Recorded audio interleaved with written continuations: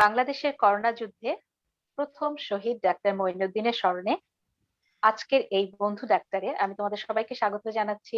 আফরোজা নাজনীন সুমি। আহ বিগত 15 এপ্রিল ছিল আমাদের ডাক্তার মঈনের শাহাদত বার্ষিকী, এবং সেই স্মরণেই আজকে এই অনুষ্ঠান, এই আয়োজন। আজকে আমাদের সাথে উপস্থিত আছে দুজন বন্ধু। আহ প্রথমেই পরিচয় করে দিই ডাক্তার মোহাম্মদ শফিউল ইসলাম আজাদকে। আজাদ এমবিবিএস করেছে ঢাকা মেডিকেল থেকে, তারপরে এফসিপিএস করেছে মেডিসিন এবং পালমোনোলজি থেকে, এবং সহযোগী অধ্যাপক হিসেবে আছে জাতীয় বক্ষব্যাধি ইনস্টিটিউট এবং হাসপাতালে। বর্তমানে বাংলাদেশ সরকারি কর্মচারী হাসপাতালের কোভিড ইউনিটে বক্ষব্যাধি বিশেষজ্ঞ হিসেবে কাজ করছে। শফিউল ইসলাম, তোমাকে স্বাগত জানাচ্ছি। এবং এখন আমি চলে যাচ্ছি আমাদের আরেকজন বন্ধু অতিথি ডাক্তার মোহাম্মদ জাকির কাছে। জাকির সহযোগী অধ্যাপক হিসেবে আছে পরিপাকতন্ত্র, লিভার, প্যানক্রিয়াস এবং মেডিসিন বিশেষজ্ঞ হিসেবে স্যার সলিমুল্লাহ মেডিকেল কলেজে, মিটফোর্ড হাসপাতাল, ঢাকা। জাকির, তোমাকে স্বাগত জানাচ্ছি। আর এছাড়াও আজকে আমাদের সাথে আরেকজন বন্ধু উপস্থিত থাকবে, ডাক্তার সাজ্জাদ হোসেন পিয়াস, জনস্বাস্থ্য বিশেষজ্ঞ, রোগ তত্ত্ব, রোগ নিয়ন্ত্রণ ও গবেষণা ইনস্টিটিউট, IEDCR। সাজ্জাদ, তোমাকেও স্বাগত জানাচ্ছি। তো সবাইকে একসাথে পেয়ে ভালো লাগছে এই কারণেই যে ডাক্তার মঈনের দুজন কিন্তু খুব কাছ থেকে আমরা দুজন বন্ধু আছে যারা ডাক্তার মঈনকে পেয়েছে, ডাক্তার আজাদ, ডাক্তার সাজ্জাদ। তো চলো বন্ধুরা, আমরা প্রথমেই মঈন সম্পর্কে ছোট্ট একটা ক্লিপ দেখে নেই। ডাক্তার মঈন সম্পর্কে আমরা হয়তো অনেক কিছুই জানি না, অনেকেই জানি না যে আমাদের সারা বাংলার 88 সে একজন সদস্য ছিল। আমরা হয়তো তখন জানতাম না যে আমাদের 88 ব্যাচের ছিল। তো আমরা চলো দেখি ও সম্পর্কে একটু জেনে নিই। একটা ছোট্ট ভিডিও ক্লিপ আছে।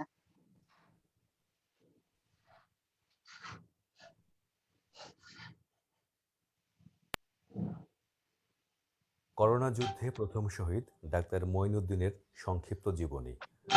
ডাক্তার মঈনুদ্দিন, জন্ম 2রা মে 1973, পিতা মৌলভী সিদ্দিক আলী মুন্সি, গ্রাম নাদামপুর, পোস্ট অফিস জাতুয়া, উপজেলা ছাতক, জেলা সুনামগঞ্জ। 3 ভাই 3 বোনের মধ্যে তিনি ছিলেন পঞ্চম। শিশুকালেই পিতাকে হারান এবং গত 10-12 বছর পূর্বে মাতাকে হারান। পিতাহীন মঈনুদ্দিন ছাত্র হিসেবে ছিলেন অসাধারণ মেধাবী। নাদামপুর সরকারি প্রাথমিক বিদ্যালয় থেকে 1982 সালে 5ম শ্রেণীতে ট্যালেন্ট পুলে বৃত্তি লাভ করেন। নতুন বাজার বহুমুখী উচ্চ বিদ্যালয় থেকে 1988 সালে এসএসসি পরীক্ষায় 722 মার্ক পেয়ে প্রথম বিভাগে উত্তীর্ণ হয়। সিলেট এমসি কলেজ থেকে 1990 সালে বিজ্ঞান বিভাগে 724 মার্ক পেয়ে ফার্স্ট ডিভিশনে এইচএসসি পাশ করেন।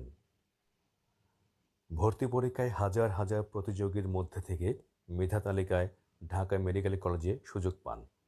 ঢাকা মেডিকেল কলেজ বিশ্ববিদ্যালয় থেকে এমবিবিএস, এফসিপিএস এবং এমডি ডিগ্রি অর্জন করেন। সর্বশেষ Sylhet MAG Osmani medical college ও হাসপাতালে মেডিসিন বিভাগে সহকারী অধ্যাপক হিসাবে তিনি কর্তব্যরত ছিলেন। গত 15 এপ্রিল 2020 ভোর 6:45 ঢাকা কুর্মিটোলা জেনারেল হাসপাতালে বর্তমান বৈশ্বিক মহামারী করোনা ভাইরাসে আক্রান্ত হয়ে তিনি মৃত্যুবরণ করেন। আমরা তার রুহের মাগফিরাত কামনা করি। আমিন। আমরা দেখে নিলাম আমাদের ডক্টর বন্ধু মঈনের সম্পর্কে ছোট্ট একটা ভিডিও ক্লিপ। আমরা সম্ভব হলে ক্লিপটা আবারও দিব, কারণ স্ক্রিন শেয়ারিং এর জন্য অনেকটা ভিডিও আসলে আমাদের এখানে মিস হয়ে গেছে সম্ভবত। আমাদের যদি সময় থাকে আমরা শেষে আবার একটু দিয়ে দিব। আমি প্রথমে ডাক্তার শফিউল ইসলাম আজাদ কাছে একটু যেতে চাই। আজাদ, তুমি তো, আমি জানি তোমরা দুজনেই, তুমি ডাক্তার মঈন, দুজনেই 48 ব্যাচ ছিল বোধহয় ঢাকা মেডিকেলের, একসাথেই ছিলে না একই সাথে? একটু যদি তুমি বলতে। ধন্যবাদ আফরোজা সুমি। আসলে প্রথম যখন ঢাকা মেডিকেল কলেজে আমরা চান্স পাই, মনে হলো যেন কি একটা স্বপ্ন, কি জানি হয়ে গিয়েছি, এমন একটা অবস্থা। ঢাকা মেডিকেলে চান্স পাওয়ার পরে আমার যারা বাবা মা, তারা আর কোথাও পরীক্ষা দেওয়ার সুযোগই দিল না, তোমাকে এখানে পড়তেই হবে। তো পড়তে এসে আমি সি ব্যাচের ছাত্র ছিলাম, আমার রোল হয়েছে 75, মানে একদম মিডল 150 জনের। আর মইন হলো 76, যাতে করে দুইজনেই একদমই আমরা পরে তোমরা 75 একেবারে সালের মধ্যে। লাগানো। মানে আমি হুম, মেডিকেল প্রফেশনে, আমার বন্ধু সাজ্জাদা আছেন, ও আরো বলবে যে আমরা এত পরীক্ষা দিতে হতো যে প্রত্যেক দিন একটা দুইটা পরীক্ষা, তিনটা পরীক্ষা, তারপরে ভাইবা পরীক্ষা, রিটার্ন পরীক্ষা।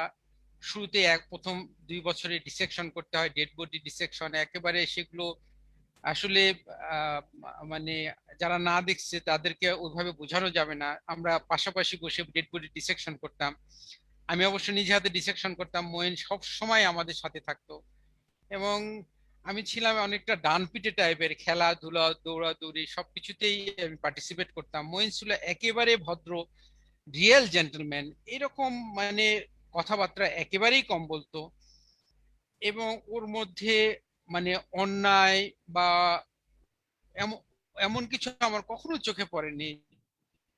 একেবারে 5 ওয়াক্ত নামাজ সময় মতো জামাতের সাথে আদায় করতো।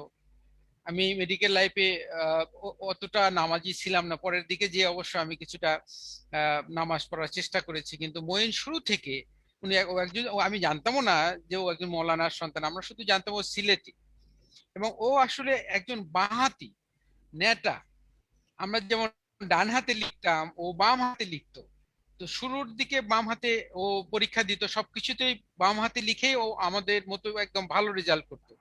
কিন্তু পরের দিকে দেখতাম যে যখন ক্লিনিক্যালে আমাদের রুগীর ডান পাশে দাঁড়াতে হয়, ডান হাতে এক্সামিন করতে হয়, তো ও কিন্তু যখন বাম হাতে এক্সামিন করা ওর জন্য একটু ডিফিকাল্ট হয়ে যায়, উল্টা দিক থেকে কেমন একটা ওকে আবার বাম দিকে, রুগীর বাম দিকে যেতে হতো। ডান দিক থেকে যদি আমি পাল্পের রুগী দেখে আমি এইভাবে হাত দেবো, এখন বাম বাম হাতে একজন সে কিভাবে হাত দেবে, এইভাবে দেওয়ার সে চেষ্টা করতো। এখন এদিক দিয়ে সমস্ত ক্লিনিক্যাল বইয়ে, কোনো ক্লিনিক্যাল বইয়ে আসলে এরকম নাই যে বাম হাতে এক্সামিন করা যায়। হুম, সবগুলো বই শুধু ডানহাতি মানুষের জন্য। তো আমরা এভাবে এক্সামিন করতাম, ও যে এরকম করে করার চেষ্টা করতো। এবং প্রায় আমাদের স্যাররা খুব বকাঝকা করতো। পরে এখন বাম হাতি মানুষের জন্য ডান হাতটা আমাদের যেমন বাম হাত, বাম হাতে কি আমরা ওরকম ফ্লুয়েন্টলি এক্সামিন করতে পারি? ও তো আর ডান হাতে পারে না। পরে কিছুদিন ও চেষ্টাও করেছে ডান হাতে। যাই হোক, পরের দিকে যেহেতু ও একদম আমাদের দেশের একদম সম্মানজনক ফেলোশিপ কমপ্লিট করেন, ডাক্তারদের যেটা আসলে স্বপ্নের মতো, মানে লটারি লাগার মতো। যে যারা পাশ করছে তাদের মধ্যে থেকেও হয়তো আবার 400 জন পরীক্ষা দিছে, 400 জনের মধ্যে থেকে 25 জন হয়তো বা পাশ করেছে সর্বোচ্চ 1 বছরে। তো দেখা যায় যে ও পাশ করেছে, পরে কার্ডিওলজিতে এমডি করেছে। আমি আবার মেডিসিনে পাশ করেছি, মেডিসিনে পালমোনোলজিতে গিয়েছি। প্রায় আমাদের চিকিৎসা জীবনে আমরা মানে বিভিন্ন অ্যাসোসিয়েশনের যে প্রোগ্রাম গুলো হতো, রিয়েল জেন্টলম্যান একজন ছেলে ছিল। কখনো কারোর সাথে জোরে কথা বলতো না, জোরে আওয়াজে কথা বলতো না। এবং সবার জন্য হেল্পিং, এত হেল্পিং যে, এবং আমি তো পরে আমরা এখন জানি যে ও নিজে অনেক দরিদ্র যারা ছেলে ছিল, এতিম ছিল, সিলেটে ভালোই প্র্যাকটিস করতো। আমি অনেকবার সিলেটে গেছি, কিন্তু সরাসরি ওর সাথে যোগাযোগ করার চেষ্টা করেছি, কেন জানি হয়ে ওঠে নাই। তো বিভিন্ন প্রোগ্রাম, যেমন আমাদের ইয়ারমেটদের যে মিলন মেলা হতো সেখানে ও কিন্তু, আমি আমি পারতাম না, আমি আমি কেন জানি একটু এই সমস্ত প্রোগ্রাম থেকে পালাইতাম, সরে সরে থাকতাম। কিন্তু মঈন ছিল অলওয়েজ এই সমস্ত প্রোগ্রামে। সে দরকার হলে বিমানে, সিলেট থেকে বিমানে ঢাকায় এসে এই সমস্ত প্রোগ্রামে অ্যাটেন্ড করতো। সাজ্জাদও তাই, পিয়াসও তাই। পিয়াসও আবার এসব ব্যাপারে খুবই অগ্রগামী ও, এবং কালচারাল খুব। যাই হোক, আমরা একসাথে একসাথে পড়ালেখা করেছি। আমি প্রথমে ভাইভাতে দিতাম, এবং সচরাচর ভাইভাটা আমার একটু ভালো হতো। ও ও যখন যেত, যাওয়ার পরে ও বেরোনোর পরে বলতে, এই তুই একটু কম কথা বলিস, তুই একটু আর একটু খারাপ ভাইবা দিস। স্যাররা আমি যেটাই বলি কোনোটাই পছন্দ হয় না। তো এরকম এত কাছে থেকে যে আমরা পড়ালেখা করেছি, ও যখন অসুস্থ হয় আমার তো বিশ্বাসই করতে ইচ্ছা হয় না, এখনো হয় বিশ্বাস হয় না যে ও মারা গেছে। তো যখন কুর্মিটোলাতে ওকে নিয়ে আসা হয়, তখন আমার সমস্ত, যেহেতু আমি পালমোনোলজিস্ট ছিলাম, সবাই আমাকে ফোন করতেছে যে ওর অক্সিজেন কমে যাচ্ছে, অক্সিজেন কমে যাচ্ছে। একজন পালমোনোলজিস্ট এবং ক্রিটিক্যাল কেয়ার স্পেশালিস্ট হিসেবে আমি প্রায় 2010 সাল থেকে কাজ করছি। সেই হিসেবে আমিও বুঝতেছিলাম যে ও আসলে, অন্যরা যতটা বুঝতেছিল তার চেয়ে বেশি বুঝতেছিলাম যে যে ও আস্তে আস্তে আমাদের ধরাছোঁয়ার বাইরে চলে যাচ্ছে। এবং দুঃখজনক, এখন আমরা যে যে ড্রাগটা দিয়ে আহ, বলতে গেলে হাজারো কোভিড রোগীর জীবন রক্ষা করেছে। আজকে যেমন অ্যান্টি থ্রম্বোটিক এজেন্ট আমরা ক্লেক্সেন ইউজ করছি, বিভিন্ন ট্যাবলেট ইউজ করছি, সেগুলো হাজারো কোভিড রোগীর জীবন বাঁচাচ্ছি। কিন্তু ওর সময় এটা আমরা দিব কি দিব না, এটা নিয়ে একটা কনফিউশনের মধ্যে ছিল এবং শুরু করতেও দেরি হয়ে যায়, যাতে করে আমরা আসলে যে বলতে গেলে যে ও যে প্রাপ্য চিকিৎসা, অ্যাপ্রোপ্রিয়েট চিকিৎসা, সেটাও আসলে দেওয়া মনে হয় সম্ভব হয়নি। তবে শেষ দিকে যখন একেবারে 11th আওয়ার, যখন আসলে মানে বিয়ন্ড কন্ট্রোল চলে গেছে, সব ওষুধ দিয়ে ওনাকে দেওয়া সম্ভব হয়েছে, কিন্তু তখন ওইটা আর তখন কার্যকরী হয়নি। যাই হোক, ওকে, ও শহীদ। এই করোনা কালে যে ইন্তেকাল করে, সে তো শহীদের মর্যাদা পাবে একজন মুসলমান হিসেবে। আমরা আশা করি আল্লাহ তাআলা ওনাকে জান্নাতুল ফেরদৌস দান করবেন, এবং আমরাও দোয়া করি। ও ওদের পাশে আমরা K48 থেকে দাঁড়াইছি, সবভাবে আমরা আবার দাঁড়ানোর চেষ্টা করি। সর্বোপরি আমাদের হৃদয়ে মঈন চিরকাল বেঁচে থাকবে, এবং মঈনের কথা আমরা স্মরণ করবো। শুধু আল্লাহ। আমাদের হৃদয়ে না, আজাদ, সারা বাংলাদেশের সব মানুষের হৃদয়ে। তখন আমি জানতাম না মইন আমাদের ইয়ারমেট, আমি জানতাম না, কিন্তু সবাই আমরা যে যেখানে আছি ওর জন্য একটু দোয়া করেছি তখন। এবং এখন আমরা সবাই দোয়া করি যেন ও বেস্ট নসিব হোক ওর, এবং ওর জন্য আমাদের সেদিনও সারা বাংলা থেকে কিন্তু শুধু মইন না, এবং মইনের সাথে যারা আমাদের 88 ব্যাচের যারা যাদেরকে আমরা হারিয়েছি করোনার যুদ্ধে, তাদের সবার জন্য কিন্তু আমরা দোয়া করেছি। এবং সবার জন্য আমাদের এই দোয়া সবসময় থাকবে। আর এখন আমি যেতে চাই সাজ্জাদের কাছে। ডাক্তার সাজ্জাদ হোসেন পিয়াস, তুমি যদি একটু বলতে, কারণ এর পরবর্তী গল্পটা তোমার কাছ থেকে জানতে চাই। Thank you. আমি যদিও আজকের অনুষ্ঠানের বলা চলে যে অতিথি হিসেবে আসছি। অতিথি হিসেবে আছো, কিন্তু তোমাকে হ্যাঁ, স্বাগত জানাইছি এই জন্যই যে তোমরা তোমরা হচ্ছে একদম দুজনেই কাছ থেকে মইনকে পেয়েছো। হ্যাঁ, হ্যাঁ, মঈন, শফিউল আজাদ এবং আজকের অনুষ্ঠানে যে আছে সাগর। সাগরের সাথে আমার পরিচয় অনেক আগে থেকে, মেডিকেল লাইফ থেকে। আর শফিউল আজাদ এবং মঈন তো আমার ব্যাচমেট। আমরা তিনজনই ঢাকা মেডিকেলে K48 এর। আর আমার পরিচয় তুমি তো আগে দিয়েছো। আমি IEDC এর আছি, outbreak investigation and response consultant হিসেবে। IEDC এর নাম তো মোটামুটি এখন সারা বাংলাদেশের লোকজনই জানে। সবাই জানে। এবং আমার আরেকটা, এই কোভিড এর আমার কাজের আরেকটা বিশেষত্ব হলো আমি বাংলাদেশে প্রথম 3টা কেসে আমার ইনভেস্টিগেট করা। প্রথম 3টা কেসে আমার হাত ধরে আসছে, আচ্ছা। এবং প্রথম 2টা ডেথ কেস আমাকে কবরস্থানে কবর পর্যন্ত দিয়ে আসতে হয়েছে আর কি। তাদের রোগীগুলোকে কবর দিয়ে আসা লাগছে। ভোর 4টার সময় বাসা থেকে বের হয়েছে, আমাকে কবর দিয়ে আসা লাগছে বাংলাদেশে। নেট নেট এখন নেট নেট ডিস্টার্ব করতেছে, একটু ফোন দাও। শোনা যাচ্ছে না? না, শোনা যাচ্ছে, সাজ্জাদ বলো। হ্যাঁ। আর তো মঈন যখন আক্রান্ত হয়, তখন ওর কেসটাও আমার ইনভেস্টিগেট করার দায়িত্ব পড়ে। মঈন সম্পর্কে আজাদ অনেক বলেছে, আমি এখানে ওই প্রসঙ্গে আর মেডিকেল কলেজ লাইফে যাচ্ছি না। ওর অসুস্থতার শুরু থেকেই আর কি বলি। মঈন যখন মানে প্রথম আক্রান্ত হয়, তখন সিলেট মেডিকেল থেকে আমাদেরকে সিলেট থেকে আমাদের যে লিস্টটা পাঠানো হয়, সেই লিস্ট অনুযায়ী মঈনের নামও থাকে, এবং সে অনুযায়ী আমাদেরকে বিভিন্ন IDC এর যারা অফিসার আছে তাদেরকে বিভিন্ন কেস ডিস্ট্রিবিউট করে দেওয়া হয়, এবং মঈনের কেসটাও পড়ে আমার ভাগ্যে। মানে এটা আমার জন্য একটা বিশাল ট্র্যাজেডির বিষয়। আমি মঈনের সাথে ওর যখন পজিটিভ হয় তারপর থেকে নিয়মিত আমার যোগাযোগ। তা আমার কেস, তখন তো কেসের সংখ্যা তো বেশি ছিল না, যার ফলে তার প্রতিটা মুভমেন্ট, তার প্রতিজন কন্ট্যাক্ট, কে কে আছে না আছে, প্রত্যেকটা কন্ট্যাক্ট ট্রেসিং আমাকে করতে হয়েছে। তার তার অসুখ বিসুখের সমস্ত খোঁজ খবর নেওয়াগুলা থেকে, কবে যখন ভর্তি হয়, সিলেটে প্রথমে শহীদ শামসুদ্দিন মেডিকেল হসপিটালে ভর্তি হয়। আর মঈনের জন্য একটা বড় ট্র্যাজেডি হচ্ছে, তাকে আমরা সিলেট মেডিকেল কলেজে ভর্তি করাতে পারিনি, যদিও সে সিলেট মেডিকেলের একজন সহকারী অধ্যাপক ছিল। এবং এটার জন্য আমরা অনেক ট্রাই করেছি ঢাকা থেকে, IDC থেকে, কিন্তু তাকে আমরা ভর্তি করতে পারিনি। বরঞ্চ তারা ডিসঅর্ডারিং করে মঈনকে কুমিটোলাতে পাঠিয়ে দেয়। যাই হোক, কুমিটোলা হাসপাতালে আসার পরেও আমার সাথে নিয়মিত মঈনের সাথেও যোগাযোগ হয়েছে। আবার মঈনের স্ত্রী, যেহেতু মঈন ICU-তে চলে যায় যখন, তখন আর ওর সাথে যোগাযোগ করা খুব একটা সম্ভব হয়নি, বা কথা বলার স্কোপও সে ছিল না, কথা বলতেও তার কষ্ট হতো। তবে আমার সাথে প্রতিদিনই প্রায় কথা হতো আর কি, তার মৃত্যুর আগ পর্যন্ত। তারপরে আমি মইনের স্ত্রীর কাছ থেকে খোঁজ খবর নিতাম এবং কুমিটোলার যে পরিচালক আছেন ব্রিগেডিয়ার জামিল স্যার এবং ওনার যে আইসিইউ স্পেশালিস্ট ছিল মইনের ডাক্তার আহসান, দুজনের কাছ থেকে খোঁজ খবর নিতাম মইনের অবস্থান সম্পর্কে এবং ওর স্ত্রীর কাছ থেকে। স্ত্রীও তার বাচ্চা দুটাকে রেখে সে তার এখানে একা ছিল। যেদিনকে মারা যায় তার আগের রাতে আহসান ভাইয়ের কাছে জিজ্ঞাসা করলাম যে কি অবস্থা। উনি বললেন যে ইমপ্রুভিং, মানে ভালো অবস্থাতে আছে, অক্সিজেন স্যাচুরেশন ভালোতে আসতেছে এবং এটা ভালো আছে। আমরা তো খুবই আশাবাদী।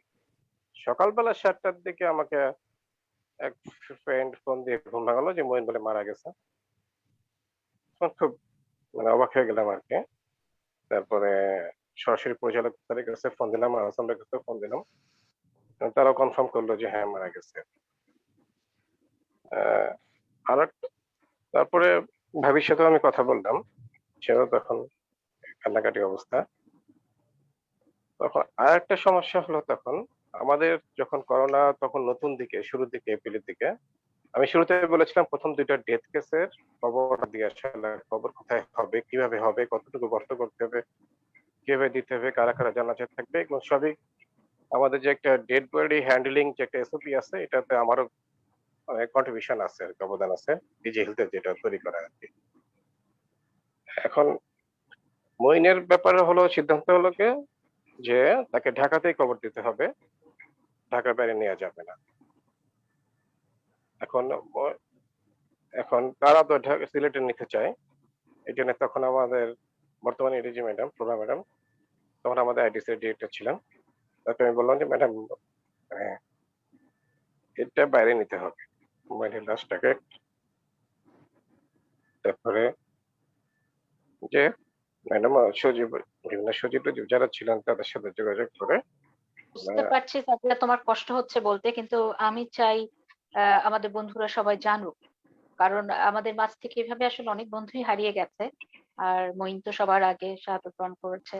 তো কষ্ট হলেও যতটুকু সম্ভব আমি। তারপরে ওই দিনকে ডিসিশন হলো আবার একটা মিটিং হয়ে আমরা তখনই ঢাকার বাইরে লাশ কবর দেওয়ার জন্য আমরা একটা পাস করালাম মিটিং এ, নিতে পারবে মইনের লাশ প্রথম বাইরে যায় আর কি, ঢাকার বাইরে যায় আর কি, ঢাকার থেকে কোনো লাশ ট্রাভেল করে আর কি। আরো প্যাথেটিক হচ্ছে মইনের স্ত্রী, সে একজন ডাক্তার, ওই লাশের সাথে একা একটা গাড়িতে ঢাকা থেকে সিলেট পর্যন্ত যায়। এটাও খুব মানে তখন লাশগুলো কবর দেওয়ার জন্য আমরা তো যেত মানে না তো। হ্যাঁ কোনো মানুষ আত্মীয় স্বজনকে আমরা এলাও হুম, করতাম না এবং কোনো মানে গোসলও, লাশের গোসল হচ্ছে হসপিটালে, বাইরে না, জানাজা তো ৪-৫ জনের বেশি না, ফাঁকা ফাঁকা দাঁড়ায়। কাজেই এই মানে আমি নিজে হসপিটাল তখন যেতে পারিনি কারণ আমি তখন একটু অসুস্থ ছিলাম, যদি ওই মুহূর্তে কোভিড আসেনি, আমার তার কিছুদিন পর আমি কোভিড আক্রান্ত হয়ে গেছি। আল্লাহর রহমতে বেঁচে গেছি, হসপিটালে যাওয়া লাগেনি, কিন্তু বেশ ভালোই অসুস্থ ছিলাম বাসায়। আর মানে মইনের লাশটা তখন যখন সিলেটে নিয়ে যায় আর কি, ওই যে ভাবি একা একাই নিয়ে যায়, এটা আসলে খুবই প্যাথেটিক একটা বিষয়। আমরা কেউ তার সঙ্গী হতে পারিনি। আসলে এইটা এমনই একটা মানে বাস্তবতা আমাদের কাছে এখন। আহ মানে প্রত্যেকটা আমরা ফেসবুক স্ক্রল করলেই দেখছি, সবাই লিখছে যে একজন লিখলো তারা দুজন হাজবেন্ড ওয়াইফ অসুস্থ, এদিকে দেখা যাচ্ছে যে ফ্যামিলির অন্য মেম্বাররা অসুস্থ, হয়তো অন্য কারণে অসুস্থ, কিন্তু কেউ কারোর সাথে যোগাযোগ করতে পারছে না, দেখা করতে পারছে না। এগুলো আসলে খুবই কষ্টের ব্যাপারটা। হ্যাঁ, হ্যাঁ, আমি ওই যে বললাম না প্রথম যে ডেথ কেসটা আমি কবর দিতে যাই আর কি, ওখানে তার পরিবারের কেউ আসতে পারেনি, কাউকে আমরা এলাও করিনি। এবং তারপরেরটাও সেম, মানে আমাদেরকে সরকারিভাবে মানে আমরা যেটা খবরটা দিয়ে আসা অ্যারেঞ্জ করেছি ঢাকা সিভিল সার্জন সহ, কাজে মানে ওর নেপথ্যে অনেক আছে কাহিনী আছে, কিন্তু আমার মানে ইনভেস্টিগেট করা আমার ফ্রেন্ড মানে এটাতে আরো মানে আমার কেস সে ছিল।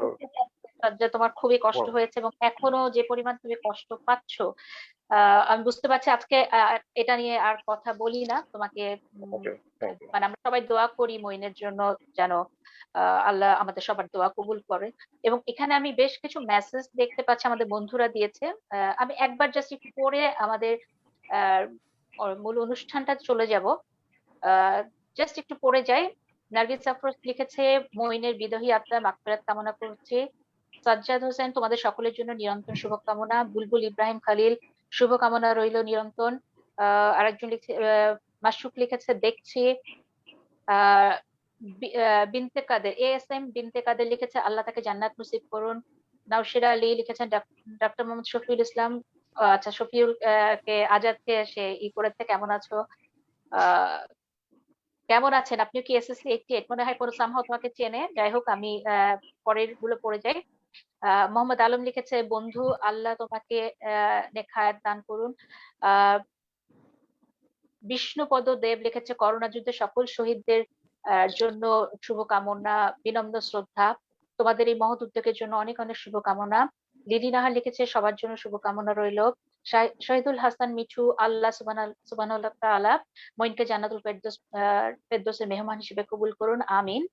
আহ সাইদ ভুইয়া লিখেছেন, আল্লাহ ডক্টর মইন জান্নাতুল ফেরদৌস, আল্লাহ ডক্টর মইনকে জান্নাতুল ফেরদৌস নসিব করিও।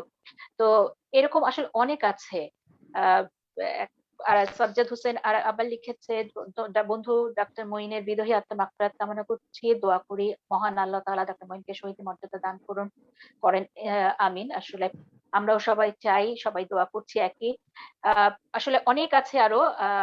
আমি কতগুলো পড়বো বুঝতে পারছি না। সুমন শহীদুল্লাহ কায়সার লিখেছে, মহান আল্লাহ মইনকে জান্নাত দান করুন। নার্গিস আফরোজ লিখেছে, ডাক্তার মইন গরিবের ডাক্তার হিসেবে পরিচিত ছিল, এমন মানবিক একজন মানুষকে মহান আল্লাহ তাআলা যেন জান্নাতুল ফেরদৌস দান করুন, আমিন। জসিম উদ্দিন লিখেছে, বন্ধু ডাক্তার মইনের বিদাহী আত্মা মাগফিরাত কামনা করছি, আল্লাহ তাকে জান্নাত নসিব করুন। এরকম আসলে আসতেই আছে অনেক মেসেজ। সামিয়া ফারুক লিখেছে, আল্লাহ মইনকে জান্নাতুল ফেরদৌস দান করুন। আসলে সবারই একটাই কথা যে আমাদের বন্ধু মইন যেন বন্ধু মইন যেন জান্নাত নসিব হয়, এবং এটা আমরা সবাই চাই। শুধু বন্ধু মইন না, যারা করোনা যুদ্ধে আমাদের শহীদ হয়েছে, আমাদের যত বন্ধু যারা মারা গেছেন, যাদেরকে আমরা হারিয়েছি এর মধ্যে, সবার জন্য আমাদের একই দোয়া থাকলো। এবার আমি চলে যেতে চাই আমাদের মূল অনুষ্ঠান, যেটা আসলে আমরা আমরা শহীদ স্মরণ করলাম মইনকে, ডাক্তার মইনকে, তার কিছু গল্প শুনলাম, এবং খুব কাছ থেকে আমাদের দুজন বন্ধু তাকে পেয়েছে ঢাকা মেডিকেল থেকে, তাদের মুখ থেকে অনেক কিছু জানতে পারলাম। আসলে আমাদের যে অনুষ্ঠানটা চলছে, যে করোনার দ্বিতীয় ঢেউ এবং আমাদের করণীয়, এটার গত দুটো পর্ব হয়ে গেছে, আজকে পর্ব তৃতীয়। এবং এখানে আজকে আসলে আমরা কথা বলবো ডক্টর শফিউল ইসলাম আজাদ এবং ডাক্তার জাকিরের সাথে। তো প্রথমে আমি চলে যেতে চাই প্রশ্নে, কিছু প্রশ্ন এসে আছে। তো জাকিরের কাছে যেতে চাই, নতুন কি কি উপসর্গ হচ্ছে এবারের করোনায়? ধন্যবাদ সুমি। আমি এই প্রশ্নটার উত্তরের আগে মঈন সম্বন্ধে একটু বলতেই হয়, কারণ হচ্ছে মঈন মারা যাওয়ার আগ পর্যন্ত আমি জানতাম না যে মঈন আমাদের ব্যাচমেট, কিন্তু মঈনকে আমি চিনতাম। আমি যখন বিএসএমএমইউতে আমার কোর্সে ছিলাম, দীর্ঘদিন কোর্সে ছিলাম, এবং আমরা এখানে ডাক্তাররা যারা আছে সবাই জানি যে পাঁচতলা যে লাইব্রেরিটা আছে, সেন্ট্রাল লাইব্রেরি, এখানে যায়নি এমন ছেলে পেলে পাওয়া যাবে না আর কি, যে পোস্ট গ্রাজুয়েশন করেছে, যেটাই করুক না কেন এখানে যায়নি। তো মঈনের সাথে কয়েকটা পার্টিকুলার জায়গায় দেখা হতো, নোন ফেস ছিল খুবই। মসজিদে দেখা হতো ডেফিনেটলি, আমিও যেতাম, চেষ্টা করতাম মসজিদে। মসজিদে মঈনের সাথে দেখা হতো, ডাইনিং এ মঈনের সাথে দেখা হতো, ক্যান্টিনে মঈনের সাথে দেখা হতো, টয়লেটে যাওয়ার লাইনে মঈনের সাথে দেখা হতো। এটা বললাম যে পিজি লাইব্রেরি সম্বন্ধে যাদের আইডিয়া আছে, কারণ স্মৃতিগুলো এইভাবেই আমাকে কাঁদায়। কারণ তারপর হচ্ছে যে পাশাপাশি সিটেও হয়তো অনেক সময় বসে পড়েছি, কিন্তু কোনোদিন কথা হয় নাই, কারণ আমি জানতাম না সে আমাদের ব্যাচমেট। তো আমি সফিউলের কথার সাথেই বলছি। আমি সলিমুল্লাহ থেকে পাশ করেছি, ডিএমসির আমার বেশ কিছু বন্ধু ছিল, বাট মঈনকে কোনোদিন কথা না হলেও সফিউল যে কথাগুলো বলছে, এই ছবিটা আমার কাছে ভেসে আসে। আসলেই মাটির মানুষ বলতে যা বোঝায়, তার যে আখলাক বা চরিত্র আমরা যেটা বলি, যে তার যে আচার ব্যবহার, সেটা যতটুকু দেখেছি রিয়েলি মানে অসাধারণ। একদম ভিতরে, যেহেতু আমি ওর সম্বন্ধে ওর সাথে আমার পরিচয় ছিল না, জানতাম না, কিন্তু যতটুকু যে জায়গায় দেখছি একটা জেন্টেলম্যান বলতে যা বোঝায় দূর থেকে, যে কারোর সাথে জোরে কথা না বলা বা সফট হার্টেড একটা মানুষ হিসেবে আমার মনে হয়েছে। তো মারা যাওয়ার পরে তো তখন জানতে পারলাম সে আমাদের ব্যাচমেট ছিল। যাকে আল্লাহ তাকে বেহেস্ত নসিব করুক, সবাই আমরা সেই দোয়া করছি। ডেফিনেটলি খুব ভালো মানুষ ছিল, আমরা সবাই বলছি। আমার সাথে কথা না হলেও আমার মন বলছিল আর কি যে হি ওয়াজ এ ভেরি গুড পারসন। ওকে, তো প্রশ্ন যেটা আসছে আসলে কোভিড এর যে নতুন সিমটমের কথা বলতে তুমি বলছিলে, তো হ্যাঁ যেটা হচ্ছে ইতিবাচক যে বলতেছে। হ্যাঁ, এটা আসলে আমাদের করোনাতে গত 1 বছরে আমাদের অভিজ্ঞতা হয়েছে, আমাদের ডাক্তারদের অভিজ্ঞতা হয়েছে এবং অন্য সবারও আসলে অভিজ্ঞতা হয়েছে। 1 বছর একটা বড় সময়, সারা পৃথিবী জুড়ে হচ্ছে, এটা সবাই জানো। প্রথমে এটা চায়না ভেরিয়েন্ট বা উহান থেকে এসেছিল। তো আমাদের এখানে যে আগের যে সিমটম গুলো ছিল, এটার সাথে এখন যেটা আমরা ইতিমধ্যে জেনেছি যে এটার অনেকগুলো ভ্যারিয়েন্ট স্ট্রেন এসেছে। এর মধ্যে ইউকে স্ট্রেন বলা হয়, সাউথ আফ্রিকান স্ট্রেন বলা হয়, বা আদার্স কোনো মিউটেটেড স্ট্রেনও থাকতে পারে। তবে রিসেন্টলি এটা আমরা সবাই দেখেছি যে আইসিডিডিআরবির গবেষণায় বলেছে যে গত মার্চ মাঝামাঝি এবং এপ্রিলের যে এফেক্টেড হয়েছে লোকগুলো, এদের জিনোম সিকোয়েন্স করে দেখা গিয়েছে যে এটা সাউথ আফ্রিকান স্ট্রেনই বেশি। তো সিমটমের দিকে এটাতে যতটুকু জানা গিয়েছে যে আসলে আগের থেকে সিমটমটা খুব বেশি আলাদা করা না গেলেও যেটা হচ্ছে সিমটমটা একটু বেশি হচ্ছে। অ্যাসিমটোমেটিকও যথেষ্ট আছে, কিন্তু এবার আগের স্ট্রেনের যে সিমটম সেগুলো যেগুলোই হয়, যে একটু জ্বর আসা, মাথা ব্যথা করা, গায়ে ব্যথা করা, খাওয়ার অরুচি আসা, প্রথম দিকে যে সিমটম গুলো হয়, কারো কারো সর্দি হতে পারে, শুকনা কাশি হতে পারে, এই সিমটম গুলোই আসছে। পেটের সমস্যাও কারো কারো আসছে, খুব আলাদা করে আসলে বলার মতো না। তবে গতবারের সিমটমের চেয়ে এবারের গুলো একটু বেশি আকার হচ্ছে, একই সিমটম একটু এক্সাজারেটেড ওয়েতে বা একটু বেশি ভাবে হচ্ছে। তো সেই জন্য সিমটমটা নিয়ে খুব বেশি আলাদা করা যাবে না যে এটা কি সাউথ আফ্রিকান স্ট্রেন না আগের স্ট্রেন। তো সেই জন্য এটা আমি বলতে চাচ্ছি যে খুব আলাদা করার বিষয় না আসলে। ধন্যবাদ। জাকিরের কাছে আরেকটা প্রশ্ন, বাচ্চা ও তরুণদের আক্রান্ত হবার প্রবণতা এবার কি বেশি? হ্যাঁ, এই প্রশ্নের উত্তরটা আমি এভাবে বলতে চাই। ইতিমধ্যে এই যে সাউথ আফ্রিকান স্ট্রেন এবং হচ্ছে যে ইউকে স্ট্রেন, যেটা যেমন ইউরোপে, এটা আমরা অনেকেই দেখেছি যে ইউরোপের প্রথমে অনেক বেড়ে গিয়েছিল যে চায়না স্ট্রেন, তারপরে পুরো ইউরোপ জুড়ে যেটা হলো একেবারে বেসলাইনে চলে আসলো এবং ইউরোপ তখন লকডাউন বাদ দিয়ে ওদের স্বাভাবিক জীবনযাপনে চলে গেল, ইনক্লুডিং ইংল্যান্ড। আমাদের সবারই ওখানে বন্ধু বান্ধব আত্মীয় স্বজন আছে, ওরা বেড়ানো শুরু করলো যে না বোধহয় চলে গিয়েছে। কিন্তু আবার যখন একটা কামব্যাক করলো, সেটাকে ইউকে স্ট্রেন বা কেন্ট স্ট্রেন বলা হয় ওদেরকে। তো এটা দেখা গেল যে ওরা বলতে চাইলো যে এটা 70% মোর কন্টাজিয়াস, ওরা খুবই সতর্ক হয়ে গেল। সেই ইউরোপের সেকেন্ড যে ওয়েভটা সেটা কিন্তু এখনো চলছে, এবং যদিও এটা কমে আসছে। ইংল্যান্ডে যেটা রিসেন্টলি আমি দেখলাম একেবারে বেসলাইনে চলে আসছে, ইউরোপের অন্যান্য দেশে অনেক দেশে কমে যাচ্ছে, দুই একটা এক্সেপশন ছাড়া। তো আমাদের এখানে যেটা হচ্ছে সাউথ আফ্রিকান স্ট্রেন যেটা আসছে, বা কিছুদিন ইউকে স্ট্রেনও ছিল, এটা আইসিডিডিআর স্টাডিতে বলছে। তো যেটা হচ্ছে এই নতুন স্ট্রেন গুলোতে একটা লক্ষণীয় ব্যাপার হচ্ছে, আগের স্ট্রেন গুলোতে বলা হতো যে বাচ্চারা খুব বেশি এফেক্টেড হবে না, রেয়ার। কিন্তু এই নতুন যে স্ট্রেন গুলো, ইউকে স্ট্রেন এবং সাউথ আফ্রিকান স্ট্রেন, বা কোনো কোনো ক্ষেত্রে ব্রাজিলের স্ট্রেন বলা হচ্ছে, এই সমস্ত ক্ষেত্রে কিন্তু দেখা যাচ্ছে যে ইয়াং এজের লোকেরা একটু বেশি এফেক্টেড হচ্ছে, বাচ্চারাও কিছু কিছু আগেরটার চেয়ে একটু বেশি এফেক্টেড হচ্ছে। এটা ইতিমধ্যে যে স্টাডিগুলো এসেছে এটাতে কিন্তু এটাই প্রমাণিত হয়েছে আর কি। ধন্যবাদ। আচ্ছা মানে কিছু এই যে আমি একটা দেখলাম যে গতকাল কি পরশু আমাদের একজন সংবাদকর্মী একজন মারা গেলেন, গর্ভবতী ছিলেন। এরকম আজকে একটা নিউজ আমি দেখলাম, আমি জানি না অনলাইনে দেখলাম যে গর্ভবতী মহিলারা বেশি আক্রান্ত হচ্ছে। এটাও কি ঠিক বাচ্চাদের মতো তুমি যেটা বললে নাকি? না, এটা আসলে গর্ভবতীদের জন্য আলাদা করে ওনারা বেশি আক্রান্ত হয়েছেন এ ধরনের আসলে সায়েন্টিফিক স্টাডি যদিও নেই। তবে আপনি যেটা তুমি যেটা বলছিলা যে 71 টিভির যে ভদ্রমহিলা মারা গেলেন, খুবই প্যাথেটিক একটা ব্যাপার। ওনার দুটো যমজ বাচ্চা আছে, 1 বছর বা 1.5 বছর বয়সের, আবার উনি কনসিভ ছিলেন এবং ওনার বাচ্চা জন্ম দেওয়ার পরেই উনি মারা গেলেন। খুবই দুঃখজনক, মাত্র 30 বছর বয়স ছিল। পরে কথা বলছি। সেটা হচ্ছে যে এটা হচ্ছে যে আসলে ওই যে বলা হচ্ছে যে ইয়াংদের চায়না স্ট্রেন বা উহান স্ট্রেনের চেয়ে এখনকার স্ট্রেন গুলোতে ইয়াংরা একটু বেশি মনে হয় এফেক্টেড হচ্ছে। অনেক দেশের স্টাডিতে আসলে খুব বেশি দিনের ব্যাপার না, তো স্টাডিগুলো অনগোয়িং, যার জন্য যেগুলো ইতিমধ্যে আমরা পেয়েছি বা দেখেছি বা পড়েছি, যেমন ইন্ডিয়াতেও কিছু স্টাডি হয়েছে, এটা তো বলা হচ্ছে যে ইয়াংরা গতবারের স্ট্রেনের চেয়ে এবার একটু বেশি এফেক্টেড হচ্ছে। বয়স্করা হচ্ছে ডেফিনেটলি, কিন্তু ইয়াংরাও একটু বেশি হচ্ছে। তো সেই নিরিখেও এটা হতে পারে। বাচ্চাদের হারটাও গতবারের চেয়ে একটু বেশি দেখা যায়, যদিও বাচ্চাদের ফ্যাটালিটি বরাবরের মতো আগের চেয়ে কম, মানে ওদের মৃত্যু হারটা অনেকটাই কম আল্লাহর রহমতে। এটা একটা স্বস্তির জায়গা আছে আমাদের। জাকিরকে ধন্যবাদ। আমি এখন চলে যেতে চাই আহ আজাদের কাছে। আজাদ, যদি একটু বলো, কোভিড কারো কারো ক্ষেত্রে মানে সাধারণ সর্দি কাশি করে, আবার কারো কারো মানে জীবন নাশের কারণ হয়ে যায় কেন? মারাত্মক সংক্রমণের জন্য ঝুঁকিগুলো কি কি? আজাদ, শুনতে পেয়েছো আমাকে? আহ, সুমি, আমি আসলে আমার নেটের খুব আনস্টেবল হওয়াতে বারবার কথাটা ঠিক ভেঙে ভেঙে আসছে, আমি কথা বুঝতে পারছি না কোশ্চেনটা। প্লিজ, আচ্ছা, আমি আরেকবার মনে হয় বলি আমি তোমার আমার জন্য। মোবাইল থেকে ইন করে। হ্যাঁ, হ্যাঁ, হ্যাঁ, হ্যাঁ, এখানে আমি আমার মোবাইলে চলে যাই। একটু আচ্ছা, আহ, জাকিরের কাছে আবার একটু কথা বলে নেই হ্যাঁ, এই ফাঁকে। হ্যাঁ। শফিউল, আসতে আসতে জাকিরের কাছে আমি জানতে চাই, কোভিড পরবর্তী দুর্বলতার ক্ষেত্রে কি করণীয়, আর কি কি জটিলতা হতে পারে কোভিড পরবর্তীতে? হ্যাঁ, এটা একটা ইস্যু, যে এই জন্য যে গত 1 বছর ধরে কোভিডে আমাদের অনেকেই আক্রান্ত হয়েছে, সারা দেশ জুড়ে, সারা পৃথিবী জুড়ে। তো এটা একটা নতুন ডিজিজ, ডেফিনেটলি সারা পৃথিবীতে এগুলো নিয়ে স্টাডি হচ্ছে, সব ব্যাপার নিয়ে। তবে যারা কোভিড থেকে সেরে উঠেছে, এদের কারো কারো আবার অন্য স্ট্রেন দিয়ে হয়েছে, দ্বিতীয়বার তৃতীয়বারও হিস্ট্রি আছে।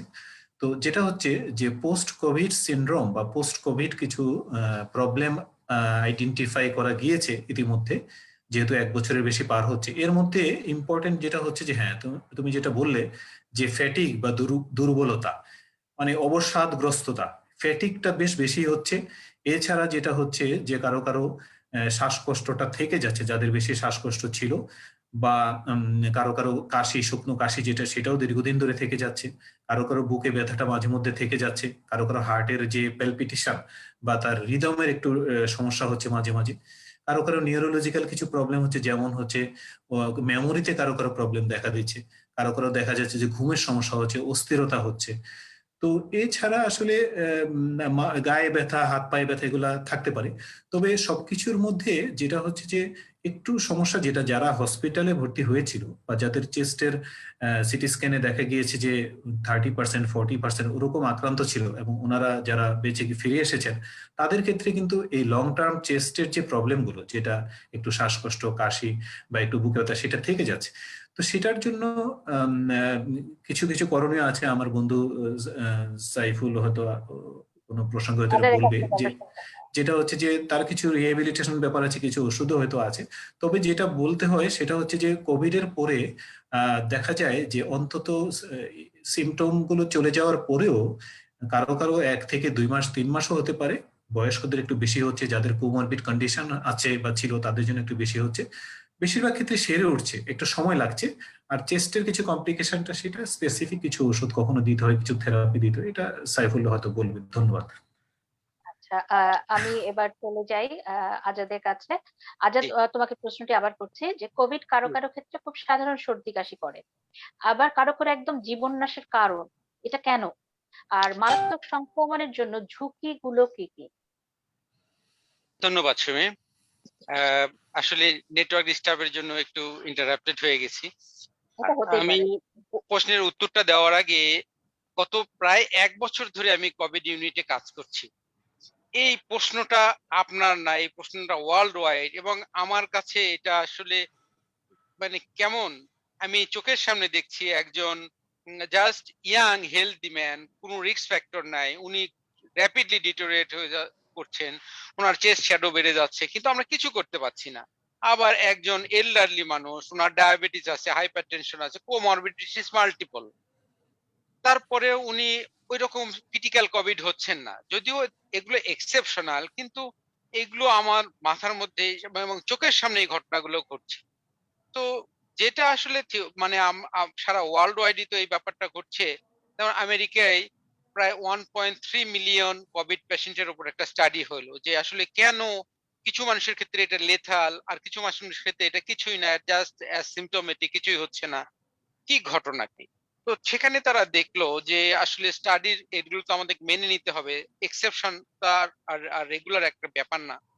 তো দেখা গেছে যে মূল ৩টা রোগ, যে যদি কারো ডায়াবেটিস, হার্টের সমস্যা এবং ফুসফুসে দীর্ঘমেয়াদী সমস্যা যাদের থাকে, তাদের প্রায় ৬ গুণ সম্ভাবনা মারাত্মক কোভিড হওয়ার এবং ১২ গুণ বেশি সম্ভাবনা কোভিড সংক্রান্ত মারা যাওয়ার। এছাড়া আরো যে সমস্ত ফ্যাক্টর আমাদের চোখের সামনে চলে আসলো, যেমন একটা বয়স। দেখা গেছে যে এইবারের আগের যে কোভিড অ্যাটাক গুলো হয়েছে, ৮ জনের মধ্যে ১০ জনের মধ্যে ৮ জনই 65 প্লাস ছিল। আবার এছাড়া ডায়াবেটিক রোগী যারা থাকে তাদের প্রায় ৪ গুণ সম্ভাবনা থাকে ক্রিটিক্যাল কোভিড এবং মর্টালিটি। প্রেশার যারা থাকে, হার্টের রোগ যারা থাকে, তাদের দ্বিগুণ সম্ভাবনা থাকে তারা খারাপ হয়ে যেতে পারে। আর সুমি, আপনি কি শুনতে পাচ্ছেন? শুনতে হ্যাঁ, পাচ্ছ হ্যাঁ, তুমি? একদম শুনতে আচ্ছা, পাচ্ছি। বলো। আচ্ছা। এছাড়াও ওবেসিটি, সে একটা ওবেস পেশেন্টের ক্ষেত্রে এটা বেশি বেশি মারাত্মক হতে পারে, যা একজন ফিট মানুষের ক্ষেত্রে এটা সম্ভাবনা খারাপ হওয়ার সম্ভাবনা কম থাকে। এছাড়া হার্টের সমস্যায় দেখা গেছে যে উহানের যে স্টাডিটা হয়েছে প্রায় ২৩,০০০ পেশেন্টের উপর, প্রতি ৫ জনের একজনের একটা ওরকম হার্টের সমস্যা দেখা দিয়েছে। তো যাদের হার্টের সমস্যা ছিল না তাদের হার্টের সমস্যা দেখা দিয়েছে, এবং যাদের হার্টের সমস্যা ছিল তাদের ক্ষেত্রে তো এটা আরো খারাপ অবস্থার সম্মুখীন হয়েছে। ইভেন যাদের যে ব্লাড সিওপিডি গ্রুপ, আছে, সরি, যাদের সিওপিডি। সিওপিডি, হ্যাঁ, সিওপিডি যেটা ফুসফুসের, এখানে বলা হয়েছে যে সিওপিডি স্পেসিফিক্যালি না বলে তারা যেটা বলেছে যে ফুসফুসের দীর্ঘমেয়াদী রোগ। আমি একজন পালমোনোলজিস্ট হিসেবে মনে করি যে ফুসফুসে, যেমন আমি একজন হেলদি মানুষ, আমার একটা ফুসফুসের 1/3 2/3 হলেই আমার চলে। যেমন অনেক পেশেন্টের একটা ফুসফুস আমরা অপারেশন করেছি, সে একটা ফুসফুস নিয়ে দিব্যি স্বাভাবিক কাজকর্ম চালায় যাচ্ছে। তার মানে কি, যে আমার ফুসফুসে দীর্ঘমেয়াদী রোগে যখন আমার ফুসফুসের যে রিজার্ভ পাওয়ারটা থাকে, যে রিজার্ভ ক্যাপাসিটিটা থাকে, সেটা কমে যায়। এন্ড কোভিড যখন অ্যাটাক করে তখন আমাদের ফুসফুসটা এফেক্টেড হয়। এফেক্টেড হলে তার যেহেতু রিজার্ভ ক্যাপাসিটি কমে যায় এবং তার ম্যানিফেস্টেশন এবং তার কনসিকুয়েন্স যেটা আহ, সেটা অনেক বেশি হয়। আমি আরো আরেকটা যে ব্যাপারে আমি আরেকটু অ্যাড করতে চাচ্ছি, ইভেন যে স্টাডিতে এটাও বলা হয়েছে যে ব্লাড গ্রুপ এ, যেটা এ পজিটিভ বা এ নেগেটিভ বা এবি পজিটিভ এবি নেগেটিভ, এই গ্রুপের মানুষগুলো একটু বেশি ভালনারেবল দেখা যাচ্ছে স্টাডিতে। আবার ও গ্রুপের যারা, তারা একটু এবি প্রোটেক্টিভ। তো এরকম আসলে আমি মনে করি, আমি একজন ফিজিশিয়ান হিসেবে আসলে তো সায়েন্টিস্টের মতোই, আমরা একটা সায়েন্টিস্টও বলা যায় অনেক ক্ষেত্রে। তো আমরা সায়েন্টিস্টই অনেক ক্ষেত্রে বইয়ে পুস্তকে নাই, তারপরে আমরা একটা অ্যাজিউম করি সেটা, বা আমরা এক ধরনের আইডিয়া করে চিকিৎসা কিন্তু করি। তো কিছু আনআইডেন্টিফাইড ফ্যাক্টর ডেফিনেটলি আছে, ইন দ্য লং রান এগুলো বেরোয় আসবে, যেটা আমাদেরকে কিছু মানুষের ক্ষেত্রে এটা যে কেন এত লেথাল সেটা আসলে আমরা ভবিষ্যতে বুঝতে পারবো।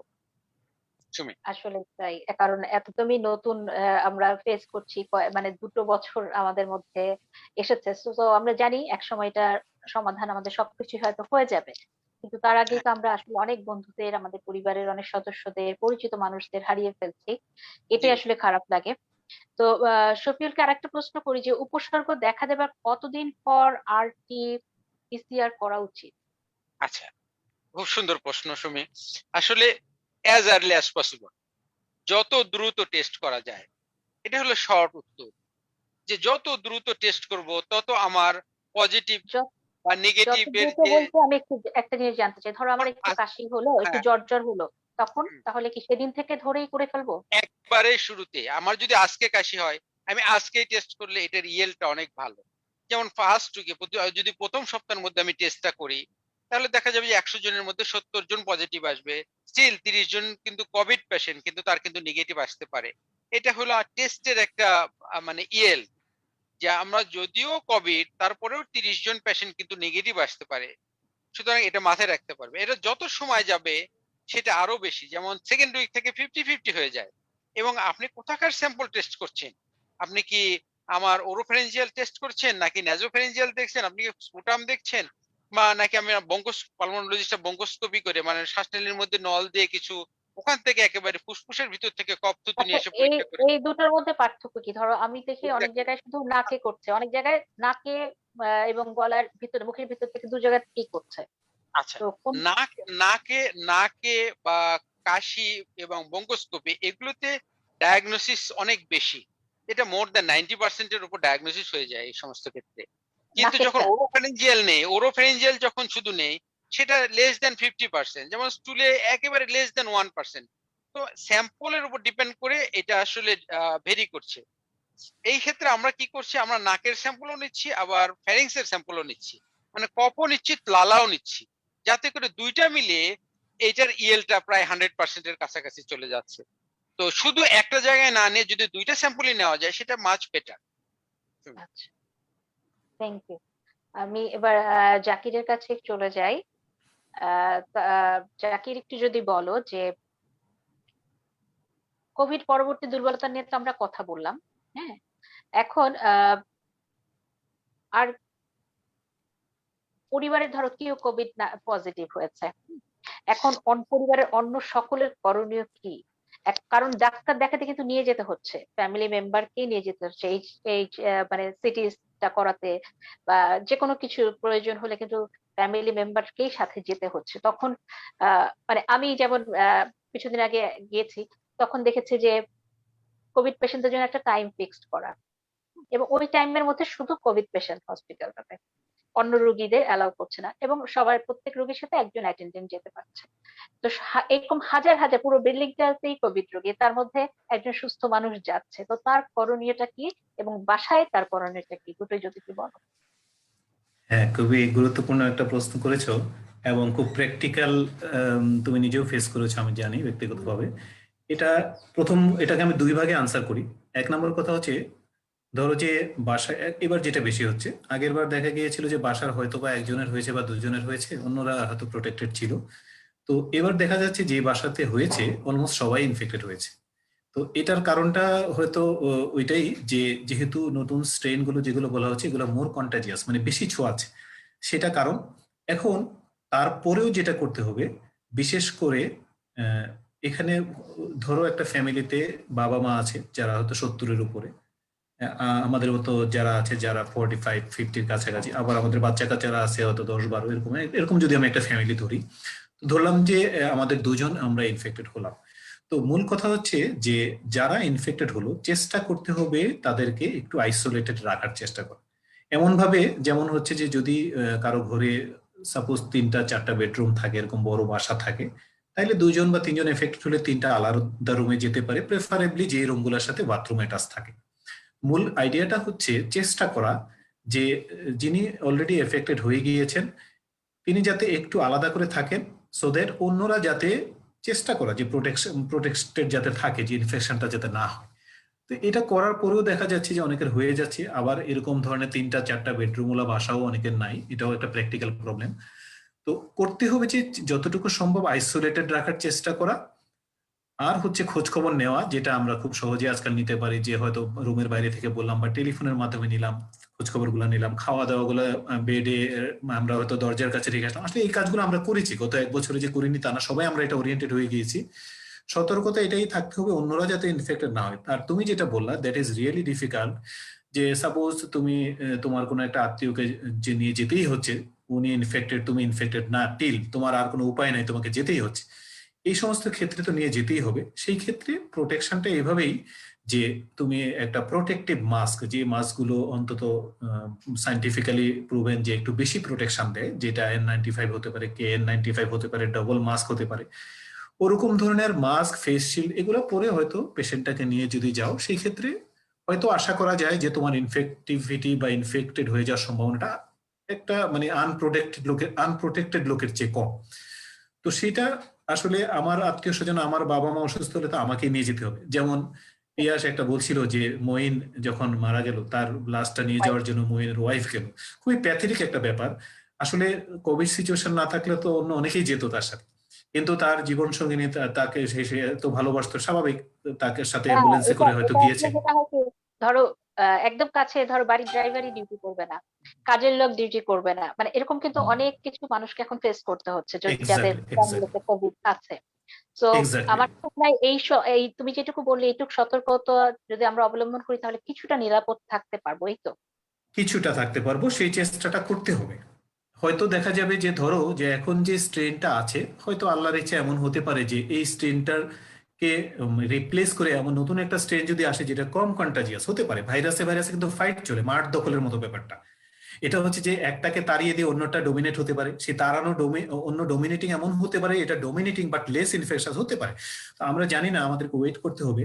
তো এই সতর্কতাটা যেটা বললাম, ঘরেরটা ঘরে বাইরেরটা বাইরে, যখন নিয়ে যেতে হবে নিজেকে একটু প্রোটেকশন করে যদি নিয়ে যাও, সেক্ষেত্রে আশা করা যায় হয়তো সম্ভাবনাটা কমে যায়।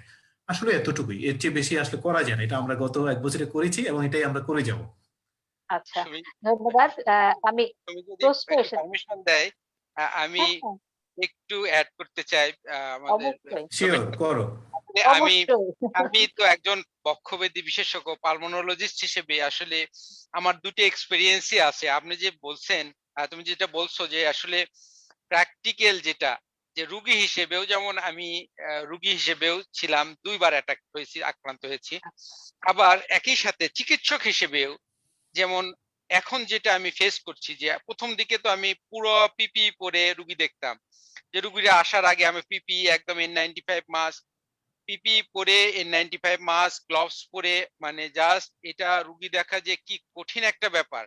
ফুল এয়ার কন্ডিশন যদি না থাকে এটা অসম্ভব। এক্স্যাক্টলি।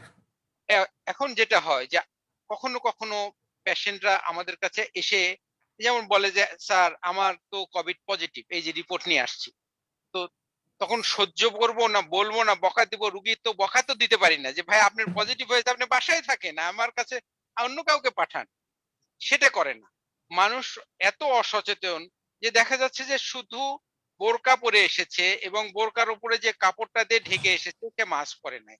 মাস্ক না পরে আমাদের মতো পালমোনোলজিস্টের চেম্বারে আসা তো একটা বিশাল বিপদের ব্যাপার। এখন যেটা হয় যে এই যে ইনফেকশনটা, এটা কেমন ইনফেকশাস, যে আমরা মনে করছি এটার ইনফেক্টিভ ডোজ লেস দেন 100 এর কম তো অবশ্যই হবে। এবং আমি যে একটা কাশি দেই, কাশের সাথে যে একটা ড্রপলেট বেরোয়, আহ, একটা কাশি দিলে হাজার হাজার ড্রপলেট, আর একটা হাঁচি দিলে মিলিয়নস ড্রপলেট। একটা ড্রপলেটে 10,000 রোগ জীবাণু থাকে। তাহলে একটা ড্রপলেটে যদি আমি ইনহেল করি তাহলে আমি তো ইনফেক্টেড হয়ে গেলাম।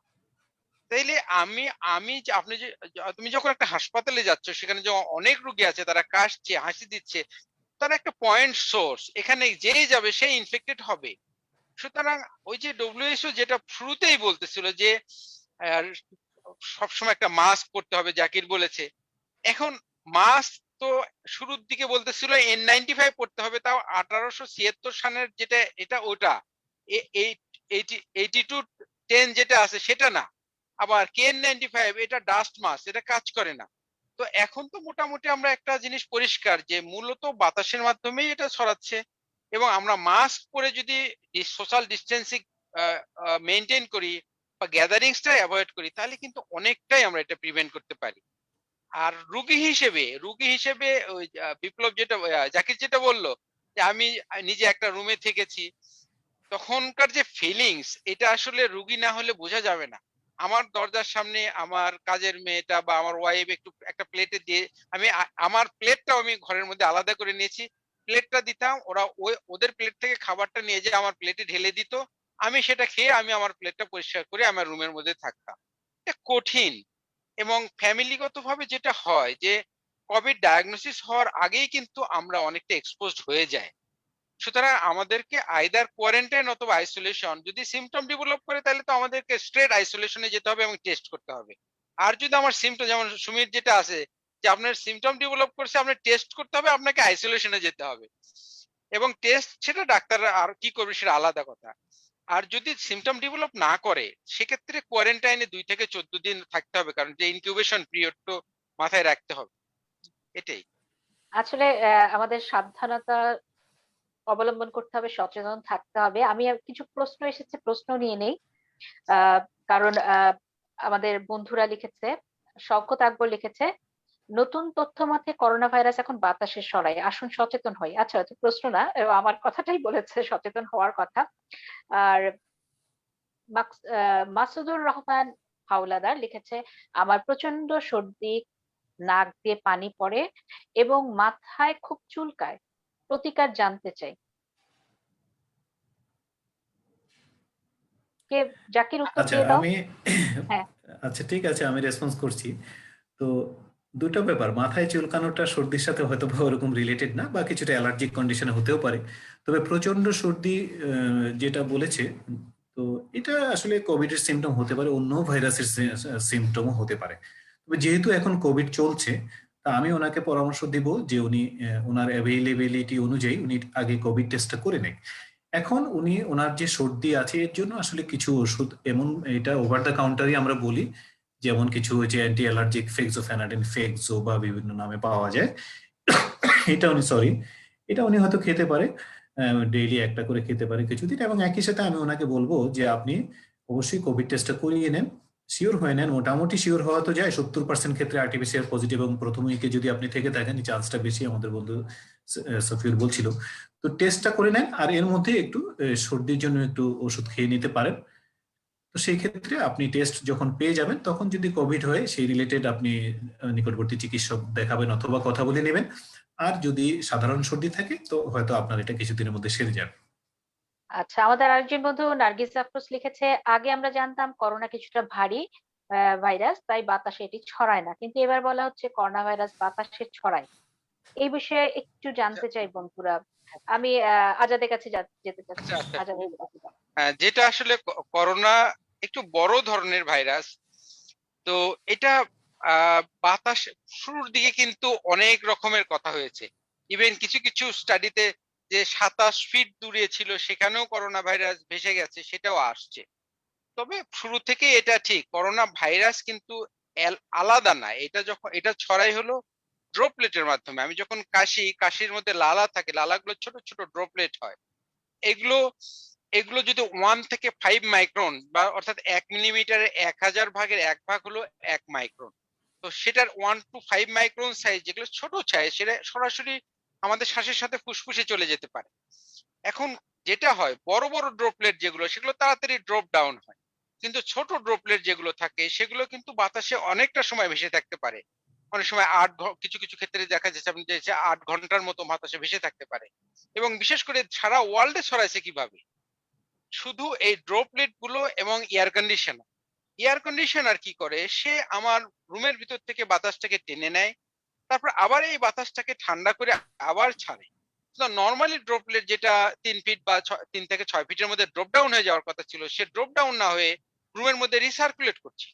অর্থাৎ একটা এরোপ্লেনের মধ্যে যদি একজন দুজন কোভিড রোগী থাকে, তারা যদি হাসি দেয়, তাহলে দেখা যায় যে এরোপ্লেনের মধ্যে সবাই এক্সপোজ হয়ে যাচ্ছে। এই জন্য কিন্তু ওয়ার্ল্ড ওয়াইড একটা কোয়ারেন্টাইন সিস্টেম চলে আসছে, যে এক জায়গায় থেকে জার্নি করলে। সুতরাং শুধু আইসোলেটেড একটা ভাইরাস সে বাতাসে ভেসে যাচ্ছে না, বলা হচ্ছে যে বাতাসের মাধ্যমে, মানে কি এই ড্রপলেটের মাধ্যমে আমাদেরকে বেশি ছড়াচ্ছে। আগে যেমন বলতো যে হাতে টাচ করেছি, সেটা এসে আমি চোখে দিয়েছি, মুখে দিয়েছি, সেটার মাধ্যমেও ছড়াচ্ছে। সেই সম্ভাবনাটা এখন অনেক কম। মূলত ড্রপলেট আমরা শ্বাসের সাথে যেটা টেনে নিচ্ছি, এর মাধ্যমেই বেশিরভাগ ছড়াচ্ছে। ব্যাপারটা এরকম। আচ্ছা, আমি একটা জিনিস জানতে চাই। ধরো এই যে বাসায় যারা করোনা পেশেন্ট যাদের আছে, যারা আইসোলেশনে আছে বা কোয়ারেন্টাইনে আছে বিভিন্ন ভাবে, এবং বাসায় পরিবারের অন্য সদস্যরা আছে, তখন কি যে করোনার আক্রান্ত সে কি এসি ছাড়লে বাসার অন্যদেরও হওয়ার সম্ভাবনা আছে, নাকি শুধু সেই ঘরেই সীমাবদ্ধ থাকবে এটা? না, মানে এয়ার কন্ডিশন তো সাধারণত, এসি তো একটা ক্লোজ জায়গা, যে মানে করোনা ছড়ানোর একটা বেস্ট প্লেস হচ্ছে হলো একটা ক্লোজ জায়গা, একটা এনক্লোজ, একটা গ্যাদারিং, একটা এনক্লোজ রুমে গ্যাদারিং যদি থাকে, সেখান থেকে এটা ছড়াবে। একজন পেশেন্ট আইসোলেট হয়ে থাকছে, ওনার তখন উনি সমস্যা নেই। হাসি দিচ্ছেন, ওটা তো রুমের মধ্যেই সীমাবদ্ধ। তবে ওই রুমে যদি আমরা প্রবেশ করি, এসি চলছে, সেক্ষেত্রে আমরা এক্সপোজ হওয়ার সম্ভাবনাটা বেড়ে যাবে। আচ্ছা, ধন্যবাদ। আমি আরেকটা প্রশ্ন নিয়ে নেই। আহ এটা যাচ্ছি জাকিরের কাছে। কনা মামু লিখেছে, N95 মাস্ক তো বেশি সময় পরে থাকলে শ্বাসকষ্ট শুরু হয়, বলো এটার উত্তর কি দিবা? আপনি N95 কতক্ষণ পরে থাকেন? আমাদেরকে এই যে সফিউল বলছিল যে প্রথম দিকে আমরা পিপি N95 কি না পরেছি, এবং সেটা হচ্ছে যে সারাক্ষণ তো আর এসি রুমে বসে থাকা যেত না, কোভিড ওয়ার্ডে ডিউটি দিতে হয়েছে, জুনিয়র ডক্টরদেরকে নিয়ে বেডে বেডে যেতে হয়েছে, কি যে একটা অবস্থা ছিল। তো সেটা আসলে কষ্টকর, এটা কষ্টকর যে ডেফিনেটলি। তবে আমি যেটা বলবো সেটা হচ্ছে যে N95টা আসলে একটু স্পেসিফিক্যালি যদি বলি, এটা আসলে চিকিৎসা কর্মী বা স্বাস্থ্য কর্মীদের জন্যই বেশি প্রযোজ্য হবে। অন্য লোকরা এটা ব্যবহার করতে পারবে না সেটা বলছি না। যদি এক্সপোজ জায়গায় যায়, যেমন কোনো পেশেন্ট নিয়ে যদি তার বাবা মাকে দেখাতে যায়, অন্য কাউকে দেখাতে টেস্টের জন্য যায়, কোভিড তুমি যেটা বলছিলে, এরকম জায়গায় N95 পরে যাওয়াই উচিত যদি অ্যাভেলেবেল থাকে। আসলে এটার প্রোটেকশনটা ডেফিনেটলি অন্য মাস্কের চেয়ে বেশি। তবে হ্যাঁ, এটাতে একটু সাফোকেশন হয়, আমরাও যখন এখন হয়তো আমরা অনেকেই প্র্যাকটিস করছি না, অনেকেই করছি, বা কোভিড যখন কমে গিয়েছিল আমি নিজেও যখন সবসময় N95 করে রুগী দেখতাম, রিয়েলি কষ্ট হতো, এটা খুব সাফোকেটেড একটা ব্যাপার হয়ে যায়। তো সেটা হবে, তবে বেটার প্রোটেকশনের জন্য এটা পরে নেওয়া উচিত। এবং স্পেশালি যদি হসপিটাল রিলেটেড জায়গায় কেউ যায়, স্বাস্থ্যকর্মী ছাড়াও কোনো টেস্টের কাজ, সেই ক্ষেত্রে N95 যদি পারেন সেটা ব্যবহার করলে আসলে কিছুটা আশা করা যায় যে প্রোটেকশনটা একটু বেটার হবে। আচ্ছা, ধন্যবাদ। এখন আমি দেখছি জাকির আরেকটা প্রশ্ন এটার সাথেই, মানে অনলাইনে অনেক সেল হয় যে মাস্ক, হোমমেড মাস্ক কাপড় দিয়ে বানাচ্ছে। তো এইটা কতটুকু নিরাপদ, এটা যদি একটু বলো, কারণ আমি এটা দেখি প্রচুর সেল হয় এবং আমি কিন্তু অনেকগুলো কিনেছি। তো এটা হয়তো আমি সরাসরি ইউজ করছি না, ওইটার উপরে আমি আবার আরেকটা আমাদের এমনি তোমাদের হসপিটালে যেসব মাস্ক পরো বা এই ধরনের মাস্ক ইউজ করছি, কিন্তু এটা আসলে কতটুকু নিরাপদ শুধু যদি কাপড়ের মাস্কও পরে? এটা আমি তোমাকে এভাবে বলি, মানে নাথিং, মানে something is better then nothing, ব্যাপারটা এরকম হবে। এখন কথা হচ্ছে যে তোমার N95 মাস্ক কিন্তু খুব একটা এক্সপেন্সিভ মাস্ক, এটা বেশ টাকা লাগে, এটা 600-700 টাকার মতো প্রতি piece. It's a not a matter of joke, এটা সবাই হয়তো অ্যাভেল করতে পারবে না, আমরাও যে করছি সেটা অনেক কষ্ট করেই করছি। তো সেটা হচ্ছে যে N95টা মেডিকেল প্রফেশনে যারা আছেন, চিকিৎসক, নার্স, ওয়ার্ড বয়, যারা কাজ করছেন, সরাসরি রোগীর সাথে কাজ করছেন, তাদের জন্য N95টা বলা হয়ে থাকে। আর অন্যরা যারা অন্যান্য যে মাস্কগুলো, এগুলো N95 এর চেয়ে কম প্রোটেকশন, কিন্তু এখানে ব্যাপারটা হচ্ছে যে একা পড়লে হবে না। ইভেন আসলে আমি আমার যতগুলো মাধ্যম আছে বলার, মুখে বলা, টেলিফোনে বলা, ফেসবুক ওয়ালে লেখা, আমি প্রতিদিন লিখে যাচ্ছি যে মাস্ক মাস্ক মাস্ক। এটা কেন বলা হচ্ছে? আসলে কোনোটাই তো 100% প্রোটেক্টিভ না, কিন্তু তাই বলে যদি একটা ভালো প্রোটেকশন দেয় কেন আমি নেব না? কেন আমি N95 এর মতো একটা এক্সপেন্সিভ মাস্ক আমরা ডাক্তাররা এখনো মেনটেন করে যাচ্ছি? আমাদেরও তো অনেক খরচ হয়। তো সেটা হচ্ছে যে আসলে আমরা যেহেতু রোগীর কাছে কাছে যাই, সেজন্য মনে করছি যে এটাতে হয়তো বা আল্লাহর ইচ্ছায় যে একটু বেটার প্রোটেকশন হবে, সাইন্টিফিক্যালি এটা প্রুভেন। এখন তুমি যেটা বললে যে অনলাইন অনলাইন কাপড়ের এটা সেটা, ডেফিনেটলি এখন তো N95 মাস্ক পরে তো তুমি সারাদিন থাকতে পারবে না। ইভেন তুমি হয়তো হসপিটাল কর্মী না, তোমার N95 এতটা প্রয়োজন নাই, তুমি হয়তো বাইরে যাচ্ছ, আউটডোরে যাচ্ছ, কাজ করে চলে আসতেছো, অফিসে যাচ্ছ, সেই ক্ষেত্রে এটা KN95 হোক, সার্জিক্যাল মাস্ক হোক, কাপড়ের মাস্ক হোক, সেটাতে কিন্তু তোমার কিছুটা প্রোটেকশন দিবে। তা আমি যেটা বলবো সেটা হচ্ছে যে তুমি ডেফিনেটলি মাস্ক পরবা। এবং সেটা এমন হয় যে অনেক সময় যে সার্জিক্যাল মাস্ক একটু অ্যালার্জি আছে অনেকের, বা N95 স্কিনে প্রবলেম হয়, সেই জন্য কাপড়ের, সুতি কাপড়ের মাস্ক হতে পারে, একটু ভারী কাপড়ের বা ডবল লেয়ার হতে পারে। এটা আসলে কিছু প্রোটেকশন ডেফিনেটলি দিবে। সেই জন্য আমি বলবো যে ডেফিনেটলি মাস্ক ব্যবহার করবে সবাই, এবং আমি একা না, আমার সাথে রুগীও ব্যবহার করবে, তোমার সাথে তোমার বন্ধুও ব্যবহার করবে। যখন আমরা সবাই ব্যবহার করব তখন এই প্রোটেকশনের মাত্রাটা কিন্তু অনেক বেশি হবে। এটাই কিন্তু হ্যাঁ, আসলে সেটাই। আমাদেরকে করতে হবে। এটাই, মাস্ক মাস্ক আর মাস্ক, মাস্কটা পড়তেই হবে, সেটা আমরা যত এক্স্যাক্টলি। মানে সুস্থ থাকতে চাবো এটা যতদিন না পড়তে ইনফেকশন হবে। কমে আসে, প্রোটেকশন ন্যাচারালি হয়, আল্লাহর ইচ্ছায় হয়, ভ্যাকসিনে হয়, হার্ড ইমিউনিটিতে হয়, what ever is the solution.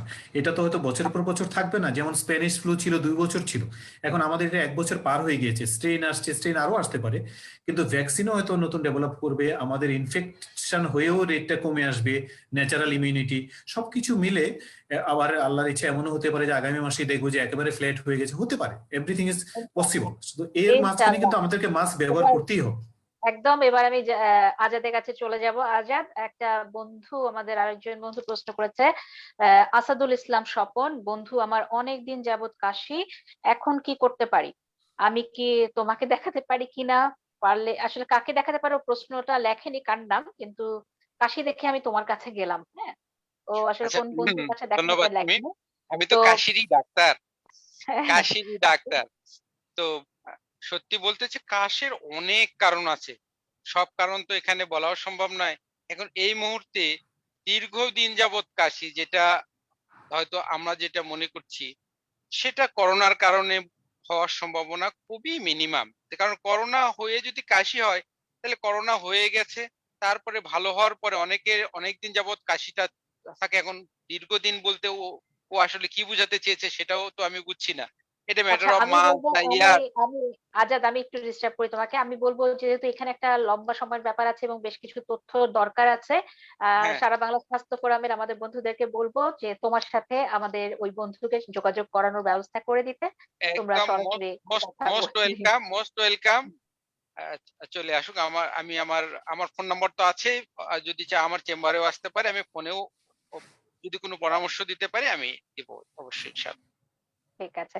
এখন আমি আমাদের অন্য বন্ধুর কাছে যাচ্ছি। আরেকজন বন্ধু প্রশ্ন করেছে, মাকসুদ শামসুদ্দিন খালেদ, প্রিভেন্টিভ খাবার বা মেডিসিনটা কি?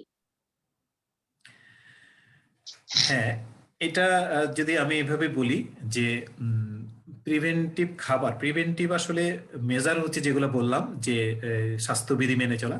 খাবার আসলে প্রিভেন্টিভ ওইভাবে বলা যাবে না, তবে এটা হতে পারে যে ইমিউন বুস্ট যে সমস্ত খাবার পরে আমাদের, এটা যেহেতু একটা, আমরা ডাক্তাররা এটা একটু বেশি বুঝবো, যেটা হচ্ছে যে এই যে রোগ প্রতিরোধ ক্ষমতা কিন্তু ন্যাচারালি আমাদের থাকে। যেমন আমি যদি বলি যে একটা 30 ইয়ার্স এর একটা ইয়াং ছেলে বা মেয়ে, তার কোনো কোমরবিডিটি নাই, ধরে নিব যে তার ইমিউনিটি খুব ভালো আছে, দ্যাট ইজ রোগ প্রতিরোধ ক্ষমতা আল্লাহ তাআলা আমাদেরকে ন্যাচারালি দিয়ে রেখেছেন। সেটা আমরা অসংখ্য ভাইরাস ব্যাকটেরিয়ার সাথে ফাইট করি এবং আমরা সেটাতে বেশিরভাগ ক্ষেত্রে জয়ী হই। এখন যেটা হচ্ছে যে খাবারের ক্ষেত্রে স্পেসিফিক খাবার বললে যে আমি এভাবে বলবো যে ইমিউনিটিটাকে একটু বুস্ট আপ করবে বা ইমিউনিটিটাকে একটু বাড়াবে এমন খাবারের মধ্যে আসলে যেটা হচ্ছে যে প্রোটিন জাতীয় খাবার, এটা একটু বেশি খেতে পারে। তারপরে হতে পারে যে ভিটামিন এবং মিনারেলস জাতীয় খাবার, সুষম খাবার খাওয়াটাই ব্যাপার। তো সেই জন্য যেটা হচ্ছে যে শুধু ঔষধের কোনো প্রয়োজন নেই, প্রিভেন্টিভ বলে কোনো ওষুধ নাই, শুধুমাত্র খাবারও প্রিভেন্টিভ কিছু বলা যাবে না। তবে ইমিউন বুস্ট করে এরকম খাবারের ক্ষেত্রে বেশিরভাগ হচ্ছে প্রোটিন জাতীয় খাবারটা আমরা একটু আগের চেয়ে একটু বেশি খেতে পারি, ফলমূল শাকসবজি একটু বেশি খেতে পারি। সেই ক্ষেত্রে আমাদের আরেকটা হচ্ছে অ্যান্টি অক্সিডেন্ট জাতীয় খাবার, যেমন ভিটামিন সি জাতীয় খাবার। হ্যাঁ, এই জাতীয় খাবার যদি আমরা একটু বেশি খাই, ভিটামিন ডি অনেকের কম থাকে, সেটা যদি আমরা একটু ভিটামিন ডি এর খাবার একটু খেয়ে নিই, তো বা ভিটামিন ডি একটু সাপ্লিমেন্টও কেউ কেউ নিচ্ছেন, যেহেতু ভিটামিন ডিও আসলে আমাদের অনেক কম আছে, বিশেষ করে যারা আমরা একটু রোদে কম যাই এই জাতীয় লোকদের। তো এইভাবে উনি একটু খেতে পারেন, তবে পার্টিকুলারলি এই খাবারটা খেলে আমার ভাইরাস ঢুকবে না, ব্যাপারটা এরকম না। ধন্যবাদ। আচ্ছা, ধরো যাদের ডায়াবেটিস আছে, তারা করোনা আক্রান্ত অলরেডি আছে, হ্যাঁ, হুম। আহ, তো তারা কি ফল টল সবকিছু এগুলো খেতে পারবে? তখন তো এমনি অনেক সময় ডায়াবেটিসটা বেড়েও যায় ওই সময়, না? এক্স্যাক্টলি, সেটা হচ্ছে এটা যে বাচ্চা বেড়ে ফলের যায়। ব্যাপারে ডায়াবেটিক যারা রোগী, যাদের দীর্ঘদিন যাবত ডায়াবেটিস আছে, এখানে দুইটা ব্যাপার দেখা যায়। যে আগে যাদের ডায়াবেটিস আছে এদের কোভিড হলে বা কোভিড হওয়ার চান্সটাও বেশি থাকে, যেহেতু কোমরবিড কন্ডিশন, ডায়াবেটিক একটা ইমিউনোসাপ্রেসিভ কন্ডিশন, এবং হলেও দেখা যায় ডায়াবেটিসের অনিয়ন্ত্রিত একটা ব্যাপারে চলে যায়। বেড়ে যায়। আবার এমনও দেখা গিয়েছে কখনো ডায়াবেটিস ছিল না অথবা জানতো না, কোভিড এর সময় এসেছে। আবার এমনও দেখা গিয়েছে যে ডায়াবেটিস আগে ছিল না, সেটা জানতেন কিন্তু কোভিড এর পর হয়েছে। এখন ডায়াবেটিস হচ্ছে এমন একটা ডিজিজ, সেটাকে আসলে কন্ট্রোলে রাখা জরুরি। তো তোমার প্রশ্নের উত্তরে আমি সেটা বলবো যে যদি কোনো রোগী আগে থেকে ডায়াবেটিক থাকেন, উনি ওনার ডায়াবেটিকের মেনটেনেন্সটা ওনার ডায়াবেটিকের ডক্টরের সাথে, বা এখন যিনি যেখানে ভর্তি আছেন বা চিকিৎসা নিচ্ছেন, ডায়াবেটিকটা খুব সুন্দর মেনটেন করবেন। ফলমূল ডায়াবেটিকের ক্ষেত্রেও কিছু নির্দিষ্ট ফলমূল আছে কিন্তু, যেগুলো একটু একটু মিষ্টি কম, এটা ডায়াবেটিক রোগীদের, বিশেষ করে ডায়াবেটিক বই থাকে, যারা ডায়াবেটিক সমিতিতে থাকেন সুন্দর করে দেয়া আছে। কিন্তু ফল উনি খেতে পারবেন, নির্দিষ্ট কিছু ফল আছে সেই ফলগুলো খাবেন যেগুলোতে মিষ্টি কম। আলাদা করে যে ফলমূল বেশি খেতে হবে সেটা না, তবে খাবার নিয়ন্ত্রণ এবং হচ্ছে যে ওনার সুষম খাবার খাওয়া আর হচ্ছে ডায়াবেটিকের ওষুধের মাধ্যমে নিয়ন্ত্রণটা একটু বেটার করতে হবে এই সময়টাতে। অনেক ধন্যবাদ জাকির। আর আসলে অনেক প্রশ্ন আসছে। আম, একজন বন্ধু লিখেছে, এসি ব্যবহার কি করোনার জন্য বেশি বিপজ্জনক? এটা তো আমাদের অলরেডি উত্তর হয়ে গেছে। আর আরেকজন বন্ধু লিখেছে, হেলাল হোসেন, কংগ্রাচুলেশন ফ্রেন্ড, আমি লাস্ট সানডে থেকে সর্দি জ্বর, সোমবার রাত থেকে S+ খাওয়ায় জ্বর নাই। আমার পরিবারের সবার হাঁচি হচ্ছে 7 দিন ধরে। বাংলা ইংলিশ মিশিয়ে লেগেছে তো পড়তে একটু সমস্যা হচ্ছে। আহ অন্য কোনো সিমটম ডেভেলপ করে নাই। আমার কি করা উচিত বিশেষজ্ঞ? মানে সে একটু কনফিউজ, কারণ তার সর্দি ছিল, জ্বর ছিল, এই খাওয়ার পর নাই, অন্য কোনো সিমটম এখন নাই, 7 দিন হয়ে গেছে। হ্যাঁ সুমি, তো আহ, এটা আসলে কমন সিনারি, যে দেখা যাচ্ছে যে যদি একটা ফ্যামিলির একই সাথে একাধিক সদস্য সংক্রমিত হয় তাহলে এটা ফ্লু, এতে সন্দেহ নাই। এটা ইনফ্লুয়েঞ্জাও হতে পারে, আবার এটা কোভিডও হতে পারে, কিন্তু এই কোভিড সময়ে কোভিডটাকেই প্রথমে রাখতে হবে। কোভিড প্রথমে যেটা বলেছি যে প্রশ্নটাই ছিল যে কারোর জন্য এটা একেবারে মারাত্মক, একেবারে মৃত্যু ঘটাই দিচ্ছে, আর কারোর জন্য এটা কোনো কিছুই না। তো যে ফ্যামিলির হয়তো কারো কারো হয়তো জন্য এটা কিছুই না, কারোর জন্য এটা কিন্তু লেথাল যে কোনো সময় হতে পারে। এবং কখন হয়, কখনো আমরা বুঝি যে এটা খারাপের দিকে যাচ্ছে। তো যে ওয়ার্ল্ড ওয়াইড এমনি যে স্টাডি গুলো আছে, দেখা গেছে যে কোভিড আক্রান্ত হওয়ার 6 থেকে 7 দিনের মাথায় যাদের শ্বাসকষ্টটা শুরু হয় এবং এটা দ্রুত খারাপের মানে অক্সিজেন রিকোয়ারমেন্টটা দ্রুত খারাপ, বেশি অক্সিজেন লাগে এবং এক্সরে শ্যাডো গুলোও বাড়তে থাকে। এই পেশেন্ট গুলো খুব দ্রুত খারাপ হয়ে যায় এবং ক্রিটিক্যাল হয়, এদের আইসিইউ সাপোর্টের লাগার সম্ভাবনা বেশি থাকে। সুতরাং শুরুর দিকে কোভিড এর জ্বরগুলো কিন্তু এরকমই হয় যে বেশিরভাগ ক্ষেত্রে অল্প অল্প জ্বর, তারপরে জ্বরের পরে একটু অত্যন্ত ক্লান্তি, আমাদের ডক্টর জাকির বলেছেন যে ক্লান্তি আসবে, তারপরে কাশি আসবে, তারপরে শ্বাসকষ্ট শুরু হবে। তো আমরা এভাবে এই সময়ে কোনোভাবে অপেক্ষা করা ঠিক হবে না। অন্ততপক্ষে একজন যার রিসেন্টলি সিম্পটম ডেভেলপ করছে তার কোভিড টেস্ট করে ফেলি। অন্তত নিশ্চিত হওয়া যাক, বা ১-২ জনের ক্ষেত্রে, বিশেষ করে যাদের কোমরবিডিটি আছে, ডায়াবেটিস আছে, প্রেশার আছে, হার্টের সমস্যা আছে, তাদের তো দ্রুত কোভিড টেস্ট করে ফেলতে হবে। নাইলে যেটা হবে যে একসময় দেখা গেল সমস্যাটা তৈরি হলো, তখন একদম হাসপাতাল টু হাসপাতাল ক্রসিং হতে থাকবে। কেউই নিতে চাবে না, বলবে আপনি কোভিড টেস্ট করে আসেন, আপনার শ্বাসকষ্ট, এটা করোনা হতে পারে। তো এই যে দেখা গেল কোভিড টেস্ট হলো, তারপরে রিপোর্ট আসতে আসতে আরো ২-৩ দিন সময় লাগলো কখনো কখনো। এর মধ্যে তো অনেক মানে অ্যাডভান্স হয়ে যায় ডিজিজটা, তখন চিকিৎসা করাটাও ডিফিকাল্ট হয়ে যায়। তো এই ক্ষেত্রে আমি বলবো যে দ্রুত উনি কোভিড টেস্ট, যার ১ সপ্তাহের মধ্যে যাদের সিম্পটম আছে কোভিড টেস্ট করে ফেলুক, সেটাই ভালো। আর নিরাপদ থাকা যাবে। একজন চিকিৎসকের পরামর্শ নেওয়াটা আমি মনে করি সবচেয়ে ভালো হবে। আচ্ছা, জাকিরের কাছে আমি যেতে চাই। জাকির, টিকা কতটা কার্যকরী?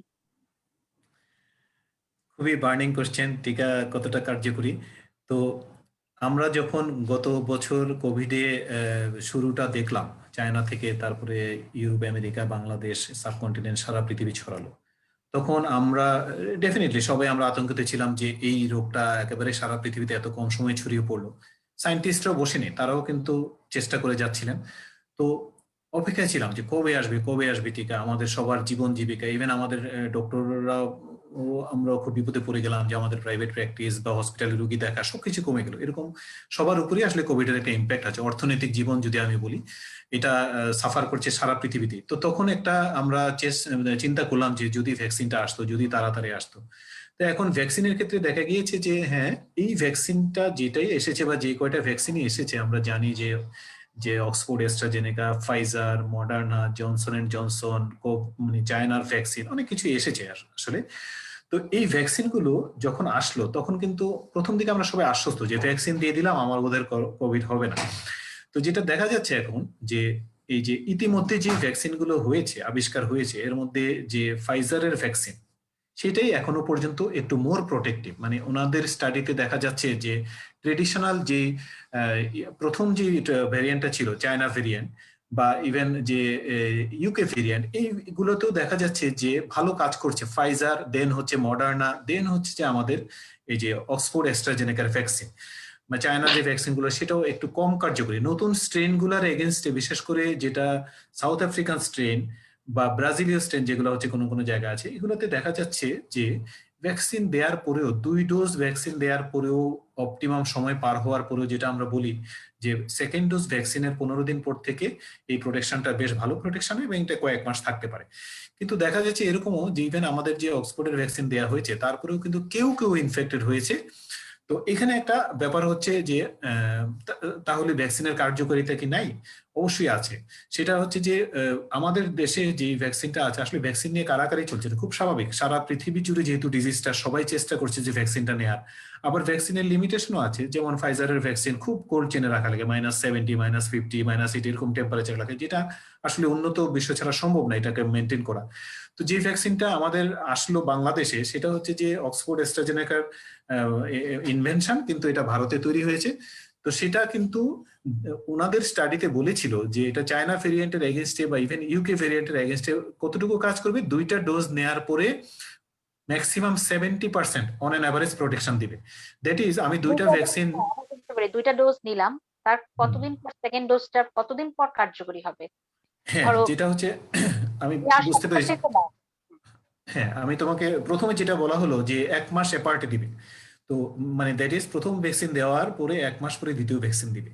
কিন্তু আমাদের দেশে ভ্যাকসিন আসার আগে অক্সফোর্ডের ভ্যাকসিন বিভিন্ন জায়গায় দেওয়া হয়েছে, স্পেশালি ইংল্যান্ডে দেওয়া হয়েছে। ওখানে একই সাথে স্টাডিও চলছিল। ওখানে দুই রকম ভাবে পেয়েছে, কেউ পেয়েছে যে প্রথমটারও 1 মাস পরে দ্বিতীয় ডোজ, আবার কেউ এখন পাচ্ছে প্রথমটার 2 মাস পরে দ্বিতীয় ডোজ। ওনারাও মাঝখানে স্টাডি করে দেখলো যে যদি দুইটা ভ্যাকসিনের মাঝে সময়টা একটু বাড়ানো যায়, তাহলে এই পরপর 1 মাস পর পর ভ্যাকসিন যেটা দেয়া লাগবে, এটা আমি অক্সফোর্ডের ভ্যাকসিনের কথা বলছি, অক্সফোর্ড অ্যাস্ট্রাজেনেকা, এর চেয়ে একটু বেটার কাজ করবে। তো কিন্তু এই যে দ্বিতীয় ডোজটা নিলাম, নেয়ার পরে আমার যখন 15 দিন বা 2 সপ্তাহ পার হবে, তখন থেকেই ধরা হচ্ছে যে ম্যাক্সিমাম প্রোটেকশনটা দেবে, সেটাও কি 100 জনের মধ্যে 70 জনের ক্ষেত্রে এই কাজটা করবে, বাকি 30 জনের কিন্তু ভ্যাকসিনের প্রোটেকশন হবে না। আসলে কোনো ভ্যাকসিনই আসলে 100 ভাগ কার্যকরী না। কিছু কিছু ভ্যাকসিন আছে যেগুলো, যেমন হেপাটাইটিস বি ভ্যাকসিন, অলমোস্ট 100%, তাও 95, 96, 7%। কিন্তু কোনো সময় মানে ভ্যাকসিনের একটা জেনারেল রুল আছে, সেটা হচ্ছে কোনো ভ্যাকসিন যদি মোর দেন 50% কার্যকরী হয়, সেক্ষেত্রেও কিন্তু ওটা অনুমোদন পায়। তো সেই ক্ষেত্রে ভ্যাকসিনের ক্ষেত্রে আমি বলবো আমরা সবাই ডেফিনেটলি ভ্যাকসিন আমরা নিব, এবং ভ্যাকসিনের কার্যকারিতাটা স্ট্রেন টু স্ট্রেন ভ্যারি করতে পারে। যেমন চায়না স্ট্রেন বা ইউকে স্ট্রেনের ক্ষেত্রে ভ্যাকসিন যথেষ্ট কার্যকরী আছে, আমাদেরটা ইভেন অ্যাস্ট্রাজেনেকা অক্সফোর্ড যেটা আছে, অন্যান্য যেটা ফাইজার মডার্না অন্য জায়গায় দিয়েছে, সেগুলো যথেষ্ট কার্যকরী। তবে শুধুমাত্র south African strain, Brazilian strain, এগুলোর ক্ষেত্রে বলা হচ্ছে যে কিছুটা কম কার্যকরী, কিন্তু একেবারে কাজ করবে না তেমন না। আরেকটা ইম্পর্টেন্ট দিক হচ্ছে, ভ্যাকসিন নিলে সুবিধাটা হচ্ছে কোথায়, দেখা যাচ্ছে যে যারা 2টো ডোজ ভ্যাকসিন নিয়েছে, তাদের যদি কেউ কোভিডে আক্রান্ত হয়েও থাকে, তার কিন্তু সিমটমটা একটু কম হচ্ছে। এবং ওনারা প্রত্যেকটা ভ্যাকসিন প্রস্তুতকারী প্রতিষ্ঠান বা গবেষণা যারা করেছিল, তারা কিন্তু এই কথাটা বলেছিল, যেহেতু ভ্যাকসিন 100% প্রোটেকশন হবে না, সেই ক্ষেত্রে নেয়ার পরে তার কেউ যদি ইনফেক্টেড হয়েও যায়, তার সিভিয়ারিটিটা কম হবে, হসপিটাল এডমিশনের সংখ্যাটা কমে যাবে, মৃত্যু হারটা কমে যাবে। তো সেই জন্য আমি বলবো ভ্যাকসিন অবশ্যই কার্যকরী, এটা রেঞ্জ ভ্যারি করতে পারে। এবং আরেকটা জিনিস বলে নেই, ভ্যাকসিনটা নিব আমরা, এবং এমনও হতে পারে যে এই ভ্যাকসিনটা আমাদেরকে বছরে বছরে নেওয়া লাগতে পারে, এটা শঙ্কা করা হচ্ছে। তবে এই নতুন যদি আমরা বাৎসরিকভাবে নেইও, বা 6 মাস পর পরেও যদি নিতে হয়, এটা কিন্তু আবার ইঞ্জিনিয়ার্ড হয়ে আসবে, এটা দ্যাট ইজ আরো আপগ্রেড হয়ে আসবে। ভাইরাস যেমন নিজেকে স্ট্রেন পাল্টাবে বা মিউটেশন হবে, ভ্যাকসিনও কিন্তু এর এগেনস্টে আবার নতুন করে তৈরি হবে। কাজেই না দেওয়ার চেয়ে দেয়া অবশ্যই অনেক বেশি উপকারী, এবং আমরা অবশ্যই ভ্যাকসিন দিব। আমি শফিলের কাছে যেতে চাচ্ছি। ও এখনই জাকির বলে যে নেগেটিভ, মানে নেগেটিভ মানে কি করোনা হয়নি, এটাকে আমরা আমরা কি বলবো, যে যাদের উপসর্গ আছে কিন্তু নেগেটিভ, তাদের করণীয় কি? ধরো দুটো ভ্যাকসিন নেওয়া হয়েছে, তো লক্ষণ তেমন প্রকাশ পাচ্ছে না, হালকা পাচ্ছে, কিন্তু টেস্টে নেগেটিভ আসছে, তার করণীয়টা কি? আসলে দুইটা প্রশ্ন হয়েছে সুমি। একটা হ্যাঁ, আমি একটা দুটো। একটা হচ্ছে ভ্যাকসিন দেওয়ার পরে ইনফেকশন, আর একটা হচ্ছে যে যে টেস্টের পরে নেগেটিভ এসেছে, এখন আমি কি করব। দুইটা আসলে আলাদা প্রশ্ন। তো প্রশ্ন দুইটা আসলে, আমি যে একজন করোনা কোভিড ফাইটার হিসেবে আমার জীবনের এক্সপিরিয়েন্স দেই, আসলে উত্তরটা দেই। প্রথম যখন আমি ফার্স্ট রাউন্ড কোভিড রাউন্ডে গেলাম, মানে হসপিটাল পুরা সেট আপ হয় নাই, এর মধ্যে আমাদেরকে কোভিড রোগী নিতে হলো। আমরা যে ডোপিং রুমে যেগুলো, সেগুলো ঠিক নাই। যথারীতি আমরা যারা 27 জন ছিলাম, 27 জনের মধ্যে 17 থেকে 18 জন কোভিড পজিটিভ। আমরা কোভিড, এর মধ্যে ম্যাক্সিমামেরই আমাদের তেমন কোনো সিমটমই ছিল না। সুতরাং আমরা কোভিড পজিটিভ হওয়ার পরে আমার মধ্যে যে ইয়েটা আসলো যে আমার তো কোভিড হয়ে গেছে, সুতরাং আমার তো বোধহয় আর কোভিড হবে না। সুতরাং আমি একটু প্রোটেকশনে ঢিল দিয়ে দিলাম, যাতে করে প্রোটেকশন আমি স্বাভাবিকভাবে, আমি আগে পিপিই পরতাম, পিপিই ছাড়া শুধু মাস্ক গ্লোভস পরে রুগী দেখা শুরু করলাম। কোভিড হাসপাতালেও ফ্রি স্টাইল যাতায়াত আমার তো হয়ে গেছে, কারণ ড্যাম কেয়ার ভাব। তারপরে যেটা হলো যে আমি সেকেন্ড টাইম যখন আক্রান্ত হলাম উইথ মাই ফ্যামিলি, মানে এইবার আমি আমার পুরো আহ আজাদের। হ্যাঁ। মোবাইলে রিং আসে, হ্যাঁ। তো পুরো ফ্যামিলি এফেক্টেড হয়ে গেল। তো সেকেন্ড টাইম হওয়ার পরেও, তারপরেও আমি কি করলাম, যে যখন ভ্যাকসিনেশনটা আসলো, আসার পরে আমি কিন্তু ভ্যাকসিনেশন নিলাম। এর মধ্যে আমি আমি কিন্তু বাংলাদেশ পালমোনোলজি, বিএলএফ বলে, বাংলাদেশ লাং ফাউন্ডেশন, একটা আমাদের যে পালমোনোলজি একটা সোসাইটি আছে, তার ট্রেনার হিসেবে একজন, মানে ট্রেনার অফ দা, মানে সোসাইটির ট্রেনার হিসেবে বিভিন্ন জায়গায় ট্রেনিং দেওয়ার দায়িত্ব পড়লো, যাতে করে আমার ভ্যাকসিনেশনের উপর জ্ঞান বা অভিজ্ঞতা সবার নানান রকম প্রশ্ন, প্রেগনেন্ট অবস্থায় নেওয়া যাবে কিনা, ব্রেস্ট ফিডিং অবস্থায় নেওয়া যাবে কিনা, কোভিড হয়েছে তারপরে আমি নিব কিনা, আমি তো ফার্স্ট ডোজ নিয়েছি, সেকেন্ড ডোজ তো আমার আর 1 সপ্তাহ পরে ডেট আছে, আমার তো এখন কোভিড হয়েছে, এখন কি করব। এই যে সিচুয়েশন গুলো আসলো, এটা কিন্তু আসলে ওয়ার্ল্ড ওয়াইড সিচুয়েশন। কারণ এটা সায়েন্স কোনো এরকম ক্লিয়ার কাট কোনো ডিমার্কেশনও এখনো দিতে পারবে না, কারণ ওইরকম স্টাডি হওয়ার সুযোগ তো পায় নাই। ভ্যাকসিনটা চলে এসেছে। সুতরাং যদি আমার কোভিড হয়ও তারপরেও আমাকে ভ্যাকসিনেশন নিতে হবে। কারণ কেন, যে কোভিড যদি কারো অ্যাসিম্পটোমেটিক বা হালকা কোভিড হয় তাহলে যে অ্যান্টিবডি টাইটার হয় সেটা একটু লো টাইটার হয়, এবং অ্যান্টিবডি গুলোর যে প্রোটেক্টিভ পাওয়ার থাকে সেগুলোও কম থাকে। ভ্যাকসিনের এই প্রোটেক্টিভ পাওয়ার বা অ্যান্টিবডি টাইটারটা অনেক বেশি থাকে, যাতে করে একবার বা দুবার কোভিড হইলেও ভ্যাকসিনেশনটা নিতে হবে। আবার আচ্ছা, একটা ভ্যাকসিনেশন একটা প্রশ্ন নিলাম। যুক্ত করি মাঝখানে। একটা ভ্যাকসিন নেয়ার পর কোভিড হলো, এখন সেকেন্ড ভ্যাকসিনটা কতদিন পর নেবে? এক্সাক্ট। তো আমার তো নরমালি 2 থেকে যে 4 থেকে 8 সপ্তাহ 8 থেকে 12 সপ্তাহ পরে কিন্তু আমি সেকেন্ড ডোজটা নেওয়ার প্ল্যান করেছি। তাই না? এখন দেখা গেল যে আমি ফার্স্ট ডোজটা নেওয়ার পরে সেকেন্ড আমার কোভিড হইলো। কোভিড হওয়ার পরে সাধারণত আমরা বলি যে 3 থেকে 4 সপ্তাহ পরে ভ্যাকসিন নেওয়া যাবে। তো দেখা গেল যে 3 থেকে 4 সপ্তাহ যদি সময় থাকে তাহলে আমি সেকেন্ড ডোজটা নিয়ে নিব। এখন দেখা গেল যে সেকেন্ড ডোজ নেওয়ার জাস্ট আগে আমার কোভিড হয়েছে। এখন আমি কি করব? এটার কিন্তু ক্লিন কাট কোনো উত্তর নাই। যেমন ডিজি হেলথ থেকে যাদের ওনাদের যে টিম আসলো, আমরা এখন তাদেরকে বলছি যে আপনারা একটা গাইডলাইন দেন আমাদেরকে, যেটা কি করব। যে এখন তো আমি যে ইনফেকশনের 4 সপ্তাহ যদি পার হয়ে যায়, 4 সপ্তাহ দিয়ে তাহলে তো আমার 3 মাস পার হয়ে গেল। তাহলে তো আমি আমার ফার্স্ট ডোজ আর সেকেন্ড ডোজের যে মধ্যে যে অ্যালটের সময় সেটা তো পার হয়ে গেছে। আমি এখন কি করব? তো আমি এটা একজন এটা পুরনো জানার আছে। দৃষ্টিতে একজন কারণ হচ্ছে চিকিৎসক হিসেবে আমার ওপিনিয়নটা বলি, যে যদি এরকম হয় যে না আমার ফার্স্ট ডোজ নেওয়ার পরে 3 মাস হয়ে গেছে আমি আর নিতে পারিনি কোনো কারণে, তাহলে মনে হয় আমাকে রিভ্যাকসিনেট করাটাই ভালো হবে। যদি না আমি আবার অ্যান্টিবডি টাইটার করে দেখেছি যে আমার অ্যান্টিবডি প্রোটেক্টিভ অ্যান্টিবডি আছে, সেক্ষেত্রে আমি একটা সেকেন্ড বুস্টার ডোজ নিয়ে নিলাম। এখন যে জাকির অলরেডি বলেছে যে থার্ড ডোজও লাগতে পারে। এখন যেটা আসছে যে যখন আমি সেকেন্ড টাইম আক্রান্ত হইলাম, তখনও কিন্তু আমাদের দেশের যে ভাইরোলজি ডক্টর বিজনশীল উনি কিন্তু পরিষ্কার ভাষায় পেপার পত্রিকায় টিভিতে বলেছেন যে এই ভাইরাস কোনোভাবেই সেকেন্ড অ্যাটাক হবে না। এবং ওয়ার্ল্ড ওয়াইড সিডিসি কেউই স্বীকার করছে না যে সেকেন্ড অ্যাটাক হবে না। কিন্তু অলরেডি কিন্তু আমাদের হাসপাতালে আমরা যারা কোভিড ডিউটি করছি, আমরা সেকেন্ড টাইম আমাদের অ্যাটাক হয়ে গেছে। আমরা নিজেরা অ্যাটাক হয়েছি, পজিটিভ হয়েছি, তাহলে আমি হবে না এই কথাটা কি করে হয়? এখন সিডিসি বলছে যে এটা ফ্রিকুয়েন্টলি হচ্ছে, কারণ ভাইরাস গুলো মিউটেট হচ্ছে। সাউথ আফ্রিকান ভ্যারাইটি আসছে, ইউকে ভ্যারাইটি আসছে, ব্রাজিলিয়ান ভ্যারাইটি আসছে। এখন এক ভ্যারাইটির অ্যান্টিবডি আরেকটাতে প্রোটেকশন ওইরকম দেবে না। কিন্তু আমি কি ভ্যাকসিনেশন দিব না? যাকে কিন্তু বলে দিচ্ছে অবশ্যই দিব। কারণ এটা সিম্পটোমেটিক কোভিড বা ক্রিটিক্যাল কোভিড থেকে তো আমাকে হেল্প মানে প্রোটেকশন দেবে। আর আমার আমার এক্সট্রা করার আছে কি? যদি নাও দেয় আমার তো অল্টারনেটিভ কিছু নাই। সুতরাং আমাকে এটা এই সুযোগটা আমাকে গ্রহণ করতেই হবে। কিছু না আমি করার একটু ক্ষেত্রে তো সিম্পল ভাবে আজাদ একটা জিনিস জানতে চাই। ধরো আহ ওই যে এমনিতে 2 মাস গ্যাপ দিল ফার্স্ট কোভিড টিকার পরে, 2 মাস গ্যাপে তো সেকেন্ড টিকাটা দিচ্ছে এখন ডোজটা। তো হুম, সেকেন্ড টিকার ধরো 2 দিন আগে একজন হয়ে গেল, তখন তাকে তো মানে দিতে হলে অনেক গ্যাপ হয়ে যাচ্ছে ফার্স্ট টিকাটার সাথে। এইটার কি আসলে কোনো স্পেসিফিক কিছু আছে যে তখন তো এক্স্যাক্টলি। এটা 4 তো মাস আসলে হয়ে যাবে? রিয়েল প্রবলেম, একদম প্র্যাকটিক্যাল প্রবলেম। এটা নিয়ে আমরা ওই যে ডিজি হেলথের যে মানে ওনাদের যে কোভিড আমাদের সাথে যারা কাজ করছেন তাদেরকে আমরা বলছি আপনারা গাইডলাইনে একটা আউটলাইন আমাদেরকে দেন। কারণ ওয়ার্ল্ড ওয়াইড কোনো গাইডলাইন নাই, আমাদের দেশেও কোনো গাইডলাইন নাই।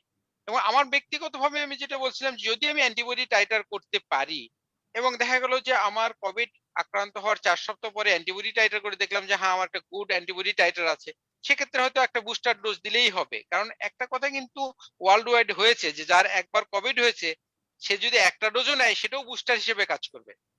কারণ আগে থেকে তো তার একটা এক্সপোজার আছে, সে তো একটা ইনফেকশন হয়ে তার অ্যান্টিবডি আছে, সেকেন্ড ডোজটা হয়তো বুস্টার ডোজ হিসেবে কাজ করবে।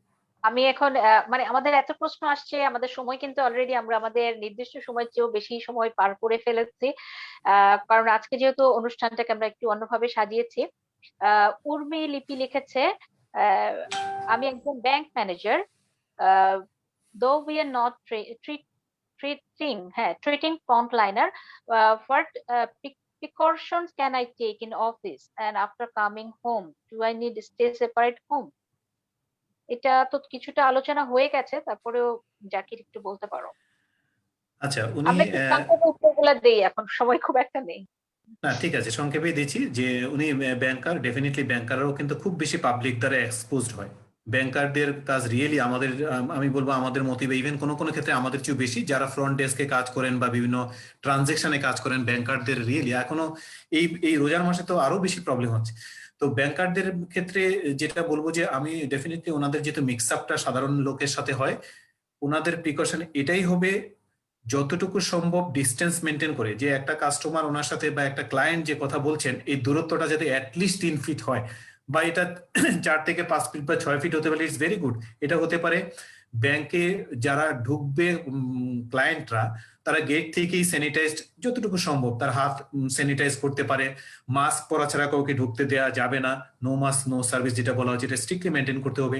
এবং ওভার ক্রাউডেড করা যাবে না ব্যাংকটাকে। এটা হচ্ছে ওনাদের লোকাল ম্যানেজমেন্ট হতে পারে, যে 4 জন লোক ঢুকলো তারপরে ওরা বের হলো নতুন, এটা এক ধরনের হতে পারে। আর পার্সোনাল প্রোটেকশনের ক্ষেত্রে বলবো একটু দূরত্ব রেখে কথা বলা, এবং হচ্ছে যে উনি ডেফিনেটলি ভালো মানের মাস্ক পরবেন, সাথে উনি পিপি পরার হয়তো বা দরকার নাই, পাতলা কিছু গাউন আছে সাথে পড়তে পারেন, মাথায় একটা ক্যাপ পরতে পারেন, সেইভাবে করে উনি, এবং উনি নিজেই ফ্রিকোয়েন্টলি একটু যে ওনার হ্যান্ড ওয়াশ টোয়াশ এগুলো করতে পারেন, স্যানিটাইজ করতে পারেন। আর বাসায় এসে বলবো যে উনি যে ড্রেসে গিয়েছিলেন সেই ড্রেসগুলোকে উনি গোসল করে নেবেন সুন্দরভাবে, একটা শাওয়ার নেবেন সাবান দিয়ে যেভাবে বা শ্যাম্পু করে, সাথে ওনার কাপড় চোপড় গুলো ধুয়ে নেবেন। এর চেয়ে বেশি আসলে করা যায় না, এইটুকু ওনাকে করতে হবে, সেটা করলেও কিছুটা প্রোটেকশন উনি পাবেন। আমি আজাদকে একটা প্রশ্ন করি, মাস্কের প্রশ্ন একটা আমাদের বান্ধবী করেছে যে ফরিদা পারভিন, একটা মাস্ক কতক্ষণ পরে থাকা যায়? আজাদ যদি একটু বলো। আচ্ছা, এখানে এখানে আসলে কি ধরনের মাস্ক উনি উনি ব্যবহার ব্যবহার করছেন সেটার উপর ডিপেন্ড করে। যেমন ওয়ান টাইম মাস্ক যেগুলো আমরা ব্যবহার করি, সেটা একবার যদি আমি পরি, পরবর্তী সময়ে এটাকে আর রিইউজ করার কোনো সুযোগ নাই। তবে একবার মানে কতক্ষণ? পরে থাকলাম, আমি একবারে পরে থেকে যতক্ষণ থাকলাম একবারই থাকলাম, এর মধ্যে আমি একটা হাসি দিয়ে দিলাম বা কোনো কারণে কন্টামিনেট হলো, সাথে সাথে এটাকে ডিসকার্ড করে নতুন আর একটা করে নিতে হবে। এটা হলো ওয়ান টাইম মাস্কের ব্যাপারে। আবার এটা কন্টামিনেট হলে সব মাস্কের ক্ষেত্রে, যেমন N95 মাস্ক গুলোর ক্ষেত্রে যখন ক্রাইসিস দেখা দিল, তখন যেটা করেছিল যে এটা আমরা সাধারণত দেখা গেছে যে ভাইরাস গুলো 72 আওয়ার্স এর মধ্যে most of the cases inactive হয়ে যায়। যাতে করে আমরা 4 দিন পর পর যে এভরি 5th ডে তে যদি একটা মাস্ক রিউজ করি, তাহলে আমাদের ইনফেকশন ওই মাস্ক থেকে কন্টামিনেট হয়ে ইনফেক্টেড হওয়ার চান্স থাকে না। যাতে করে আমরা একটা মাস্ক 4 বার 3 বা 4 বার ইউজ করছি। তবে কোনো কারণে যদি একটা মাস্ক কন্টামিনেট হয়ে যায়, সাথে সাথেই সেটা চেঞ্জ করে ফেলতে হবে। এটা কি শুধু হাঁচি বা সর্দি থেকে, কাশি থেকেও, কাশি থাকলেও কি মাস্ক চেঞ্জ করবে, না শুধু হাঁচি কাশি হাঁচি সর্দি? অবশ্যই, যেমন হাঁচি কাশি, ইভেন এই দুটাই মেইনলি কন্টামিনেট করে। তো হাঁচি এবং কাশি দিলে মাছটাকে চেঞ্জ করে ফেলতে হবে। আশা ওই যে করছি বন্ধু, জাকির বলতেছিলেন যে আমার যদি হাঁচি কাশি থাকে তাইলে আমি কোথাও যাব না, এবং কারো যদি হাসি কাশি থাকে তাকেও বলতে হবে আপনি আমার কাছ থেকে দূরে থাকুন, সেটা ব্যাংকই হোক অফিসই হোক যে জায়গাতেই হোক। যদি আমার জ্বর থাকে হাসি কাশি থাকে তাহলে আমি কোনো পপুলেটেড এরিয়াতে যাব না, বা কারো যদি এটা থাকে তাকেও আমার আমার এরিয়াতে আসতে ডিসকারেজ আমি করবো। একটা শেষ প্রশ্ন নিব কারণ আমাদের একদম সময় শেষ। আঞ্জুমানারা লিখেছে, আমি জাকিরের কাছে যাব প্রশ্নটা নিয়ে। আমার বৃহস্পতিবার জ্বর আসছিল, পরে আমি টেস্ট করাই, রিপোর্ট নেগেটিভ আসছে, কিন্তু রাতে আবার জ্বর আসে, প্যারাসিটামল খেলে চলে যায়, রোজা রাখছি, কোনো প্রবলেম হচ্ছে না, কিন্তু ইফতারের পর পাতলা পায়খানা হয়। আমি আইসোলেশনে আছি বৃহস্পতিবার থেকে, এখন পাতলা পায়খানার জন্য কি কোনো ওষুধ খাবো? আমার করণীয় কি? আচ্ছা, ওনার দুটো প্রবলেমের কথা বললেন, এক হচ্ছে জ্বর এসেছে বৃহস্পতিবার থেকে, আর একটা হচ্ছে যে পাতলা পায়খানা। এটা হতে পারে যে ওনার এই দুটো সিমটম কোভিডও হতে পারে। কোভিড যেহেতু সময়, সেই ক্ষেত্রে একটু তো চিন্তা করতে হবে এটা কোভিড কিনা, 1 নাম্বার। আরেকটা হতে পারে যে অন্য ফ্লু, নেগেটিভ যে এসেছে, ও কোভিড টেস্ট নেগেটিভ করেছে এসছে। নেগেটিভ। ওকে, নেগেটিভ আসলেও কিন্তু 100% নেগেটিভ হয়ে যায় না, যেটা বলা হচ্ছিল যে ইভেন আরটিপিসিআর ও রিপ্রেজেন্টেটিভ স্যাম্পলও যদি হয় সেক্ষেত্রে 100% নেগেটিভ না। তারপরে ধরে নিব যেহেতু ওনারটা নেগেটিভ এসেছে, ধরে নিলাম উনি নেগেটিভ আছেন, তবে উনি আপাতত আইসোলেশনে থাকুন, জ্বরের জন্য উনি একটু প্যারাসিটামল জাতীয় ওষুধ খান। আর পাতলা পায়খানার ব্যাপারটা হতে পারে এরকম, অনেক সময় দেখা যায় যে রমজানের প্রথম দিকে যে খাবার দাবারের যে চেঞ্জটা আসে, যে আমরা অনেক সময় দেখা যাচ্ছে যে ইফতারের সময় কিছু ভাজা পোড়া জাতীয় খাই, কিছু ডাল জাতীয় আইটেম খাই, কিছু ছোলা জাতীয় আইটেম, এটা থেকে অনেকের পাতলা পায়খানা হতে পারে। তবে সেটা পাতলা পায়খানা যে কোনো ধরনের হোক না কেন, সেটা যদি 5, 7, 10 বার হয়ে যায়, সেক্ষেত্রে সাধারণত আমরা একটু ওরসালাইন খেতেই বলি, যেন পানির শূন্যতাটা না হয়ে যায়, সেটাই উনি খেয়াল রাখবেন। আর 2-1 বার পাতলা পায়খানা হলে এটা নিয়ে কোনো চিন্তার কিছু আমি দেখছি না। যেহেতু কোভিড টেস্ট নেগেটিভ, আপাতত উনি একটু আইসোলেশনে থাকতে পারেন, একটু অবজার্ভ করতে পারেন পরবর্তীতে ওনার কি হয়। যদি সিমটম না কমে আরো বেড়ে যায়, সেই ক্ষেত্রে হয়তো বা অন্যান্য কোভিড এর কিছু ইনডাইরেক্ট টেস্ট আছে, কিছু এক্সরে বা কিছু ব্লাড টেস্ট আছে, এগুলো করলে হয়তো বা দুটো মিলে একটা সাপোর্টিভ একটা কনক্লুশনে আসতে পারে। ধন্যবাদ। আমি শেষ প্রশ্ন করছি আমাদের বন্ধু আজাদের কাছে। আজাদ, প্রশ্ন ঠিক না আসলে, এটা তুমি যদি একটু ফুসফুসে ব্যায়াম সম্পর্কে একটু যদি আমাদের সব বন্ধুদেরকে একটু বলে দিতে। আহ সুমি, এটা আসলে একটা সুন্দর কোশ্চেন। যে একজন পালমোনোলজিস্ট হিসেবে আমরা জানি যে ফুসফুসের আসলে বেশ কিছু ব্যায়াম আছে, কিন্তু অ্যাক্টিভ যখন থাকে, ডিজিজটা যখন অ্যাক্টিভ থাকে, তখন কিন্তু ফুসফুসের ব্যায়ামের এখন কোনো সুযোগ নেই। কারণ আমি ফুসফুসে ব্যায়াম নিতে গেলে লম্বা শ্বাস নিতে হবে, আবার লম্বা শ্বাস ছাড়তে হবে। দেখা যায় যে অ্যাক্টিভ কোভিড অবস্থা আমি যদি জোরে শ্বাস নেই, সাথে সাথে আমার কাশি আসবে। আবার জোরে শ্বাস ছাড়লে তো আমি সাথে সাথে অনেকগুলো ড্রপলেট ছেড়ে দিব বাতাসে, কাশের সাথেও ড্রপলেট ছেড়ে দেবো। সুতরাং আশেপাশে একটা ইনফেক্টিভ এনভায়রনমেন্ট তৈরি হবে। তবে পোস্ট কোভিড অনেক, আমরা যেটা একদম খুবই ফেস করছি, যে কিছু কিছু মানুষের 60-70%, 80% লাং ইনভলভ থাকছে। কোভিড ভালো হয়ে যাচ্ছে, বাট ইভেন যখন নেগেটিভ হয়ে যাচ্ছে তারপরে ওনার অক্সিজেন লাগছে, উনি অক্সিজেন ডিপেন্ডেন্ট হয়ে যাচ্ছেন। দেখা যাচ্ছে বাসায় ওনাকে পাঠাচ্ছি আমরা একটা অক্সিজেন দিয়ে। এই সমস্ত ক্ষেত্রে আমরা, কোভিড ভালো হয়ে গেছে, এই সমস্ত ক্ষেত্রে আমরা মানে আমরা শ্বাসের ব্যায়াম, এটা ইনহেলেশন এক্সারসাইজ, এক্সহেলেশন মানে আমি শ্বাস নেওয়ার সময় লম্বা করে শ্বাস নিলাম, তারপরে আস্তে আস্তে শ্বাসটাকে ব্রেথটা ছাড়লাম। এটা একটা এক ধরনের ব্রিদিং এক্সারসাইজ। একদম 3 বল আছে কার্ডিওলজিস্টরা ইউজ করে অনেক সময়, ওটাতে ইন্সপিরেটরি এক্সারসাইজ, এক্সপিরেটরি এক্সারসাইজ দুটাই করা যায়। এছাড়া হাতে পায়ের যে স্বাভাবিক ব্যায়ামগুলো আছে, হাঁটা চলাফেরা, free hand exercise, aerobic exercise, এগুলো আসলে কাজ করে। এছাড়াও আমাদের পালমোনোলজিস্টদের জন্য একদম রিহ্যাবিলিটেশন একটা প্রোগ্রামে আছে, সেখানে উইকলি একবার এসে রিহ্যাবিলিটেশন প্রোগ্রামে অ্যাটেন্ড করতে হয়। সেখানে যেমন ইয়োগা বা অন্যান্য যেগুলো মানে ব্যায়াম আছে, সেগুলোও কিন্তু করার সুযোগ আছে। ট্রেডমিল ইউজ করতে হয়। তারপরে দেখা যাচ্ছে কারো অক্সিজেন একদম ডিপেন্ডেন্ট হয়ে গেছে, সেক্ষেত্রে উইথ অক্সিজেন আমরা এক্সারসাইজ করাচ্ছি, ব্রিদিং এক্সারসাইজ করাচ্ছি, করে যা তার যে যেটুকু লাংস আছে সেটুকু যাতে আরো বেটার ফাংশনিং হয় এবং অক্সিজেন রিকোয়ারমেন্ট না লাগে। তো এর সাথে আসলে শেষ প্রশ্ন যেহেতু করেছেন, আমি আরো একটু অ্যাড করে যেতে চাই। সেটা হলো যে, যেমন আমরা কিন্তু আমাদের দেশে অ্যাস্ট্রাজেনেকার ভ্যাকসিন ইউজ করছি, যেটা লিটল বিট লেস ইফেক্টিভ দেন মডার্না বা ফাইজারের ভ্যাকসিন, যেগুলো মোর দ্যান 90% ইফেক্টিভ। তো আমেরিকানরা এটা ইউজ করার পরেও তারা কিন্তু ল করার চিন্তা করছে যে সবাইকে মাস্ক ব্যবহার করতে হবে। তার মানে কি? তার মানে এখন সিডিসি একদম পরিষ্কারভাবে 5টা কাজ করতে বলেছে আমাদেরকে, যে আমাদেরকে অবশ্যই মাস্ক ব্যবহার করতে হবে, সোশ্যাল ডিস্টেন্সিং মেইনটেইন করতে হবে, এবং গ্যাদারিং যেটা আছে সেটাকে অ্যাভয়েড করতে হবে, এবং আমাদের ফ্রিকোয়েন্টলি হাত ধোয়া, যেটা যদি ভিজিবলি ডার্টি হয় তাহলে সাবান দিয়ে ধুবো, আর যদি ক্লিন হাত হয় আমরা frequently alcohol base hand wash use করতে পারি। সাথে অবশ্যই আমরা ভ্যাকসিন নেব। এগুলো নেওয়ার পরেও আমাদেরকে, যে ভ্যাকসিন নিয়েছি তারপরেও প্রথম 4টা কিন্তু আমাদেরকে মেনে চলতে হবে, কারণ মিউটেন্ট ভেরিয়েন্টস গুলো আসছে। এগুলো আসলে কতটুকু আমাদের অ্যান্টিবডি প্রোটেকশন দেবে আমরা কিন্তু জানি না। সুতরাং আমাদেরকে সতর্ক থাকার কোনো বিকল্প নাই। কি বলেন জাকির? হ্যাঁ, ঠিকই বলেছো। তো তুমি সংক্ষেপে তুমি, একটু আমাদের বন্ধুদের জন্য বলে দাও জাকির, যেভাবে আজাদ বললো, কারণ আমরা অনুষ্ঠানটা শেষ করতে যাচ্ছি। হ্যাঁ আসলে অনেকক্ষণ হয়ে গিয়েছে। করোনা নিয়ে আমরা, এইটা আমাদের 3য় প্রোগ্রাম। পরবর্তীতে হয়তো আর একটা প্রোগ্রাম থাকতে পারে আমাদের, আমরা প্ল্যান করছি। সেটা হচ্ছে যে করোনাতে যে মানুষের যে একটু মানে খুবই দরকার। সিচুয়েশনে, এটা মানে মানসিকভাবে আমরা অনেকে ডিপ্রেস হয়ে যাচ্ছি, সেটা আমরা শিগগিরই করবো আশা করছি। আমাদের সাইকিয়াট্রিস্ট বন্ধুরাও থাকবেন এর সাথে। তো আমি এখন পর্যন্ত যেটা বলতে চাই সেটা হচ্ছে যে আসলে 1 বছর হয়ে গিয়েছে, আরো কতদিন থাকে আমরা জানি না। যদিও বলেছিলাম যে স্প্যানিশ ফ্লু 2 বছর ছিল, স্প্যানিশ ফ্লুতে কিন্তু 5 কোটি মানুষ মারা গিয়েছে। যদিও এবং ওই সময় পৃথিবীর জনসংখ্যা আজকের মতো 700 কোটি ছিল না। তো তারপরেও সায়েন্স অনেক এগিয়েছে, আগালেও কিন্তু আমাদের সীমাবদ্ধতা আছে। সৃষ্টিকর্তা আমাদেরকে যতটুকু জ্ঞান দিবেন, শক্তি দিবেন, এর বাইরে আমরা কখনোই যেতে পারবো না। এটা হচ্ছে বাস্তবতা। পৃথিবীর এই ক্রান্তি লগ্নে আমাদের সবারই হয়তো উপলব্ধি এটা হয়েছে যে এই ইনভিজিবল একটা জিনিসের কাছে আমরা কতটা জিম্মি। কাজেই আমাদের উইথ অল লিমিটেশনস, আমাদের তারপরেও আল্লাহ আমাদেরকে জ্ঞান বুদ্ধি দিয়েছেন। আমার এইটাই অ্যাপিল থাকবে যে আমরা আসলে সেন্সিবল আচরণ করব। কোভিড অ্যাপ্রোপ্রিয়েট বিহেভিয়ার, এটা একটা টার্ম এসেছে, আমাদের বন্ধুরা এটা জানে। দ্যাট ইজ হচ্ছে ওই যে স্বাস্থ্যবিধি মেনে চলার ব্যাপারটা। এমন হতে পারে যে ওকে সাপোজ আরো 6 মাস 1 বছর পরে হতে পারে যে স্প্যানিশ ফ্লুর মতো এটা চলে যাবে, ফেড আউট হয়ে যাবে। আমার কাছে এরকম মনে হচ্ছে, আমার মন টানছে হয়তো বা মেবি আরো 1 বছর ম্যাক্সিমাম চললো, সবকিছু মিলে এটা হয়তো একটা নিচের দিকে পিছিয়ে যাবে। যাবে।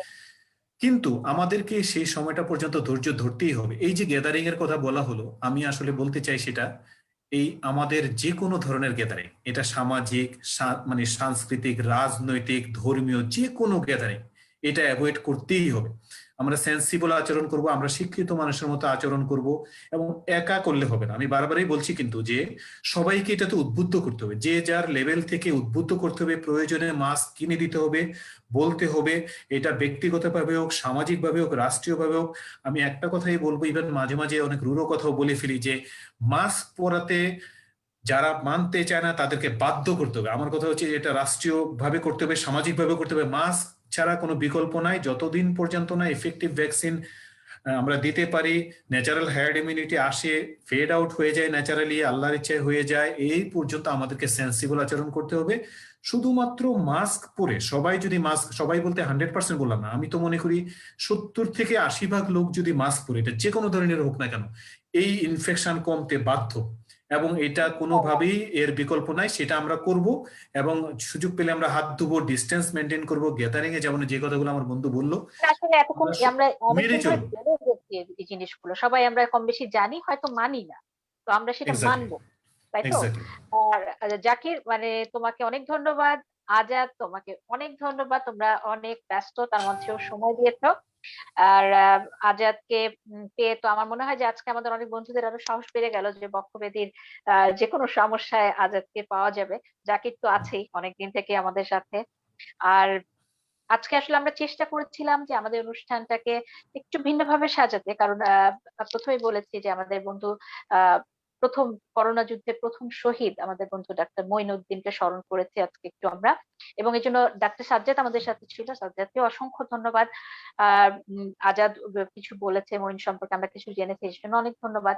এবং আমাদের আরেকজন বন্ধু এটিএন বাংলার আর আবু মোহাম্মদ মোকাদ্দেম বাবু, বাবুকে অনেক ধন্যবাদ, কারণ বাবু আজ ডাক্তার মঈনকে স্মরণ করে একটা সুন্দর ভিডিও আমাদের তৈরি করে দিয়েছে। ভিডিওটা আমরা প্রথমে একটু দিয়েছিলাম, আমাদের একটু আমরা চাই ভিডিওটা আবার শেয়ার করতে আমাদের দর্শকদের সাথে। তার আগে আমি সবার কাছ থেকে বিদায় নিয়ে নিচ্ছি। বন্ধুরা, তোমরা সবাই খুব ভালো থাকবে, সুস্থ থাকবে পরিবারের সবাইকে নিয়ে, এবং সাবধানে থাকবে, সচেতন থাকবে। আর একটা কথা, সবসময় মাস্ক পরে থাকবে, যে যেখানে যাই মাস্ক যেন আমরা পরি। ইনশাআল্লাহ আমরা এই করোনা যুদ্ধে জয়ী হতে পারবো, দেখা যাবে আমরা সবাই সুস্থ আছি, ভালো আছি। আর আবারও দেখা হবে সামনের কোন অনুষ্ঠানে। আমরা আমাদের বন্ধু মঈনকে শ্রদ্ধা করে স্মরণ করি, ইনশাআল্লাহ। আল্লাহ তাকে বেহেশত নসিব করবে, সবাই আমরা সবার জন্য দোয়া করব। আর চলো আমরা ভিডিওটা দেখে নিই, আর আজকের মতো শেষ করছি। আল্লাহ হাফেজ।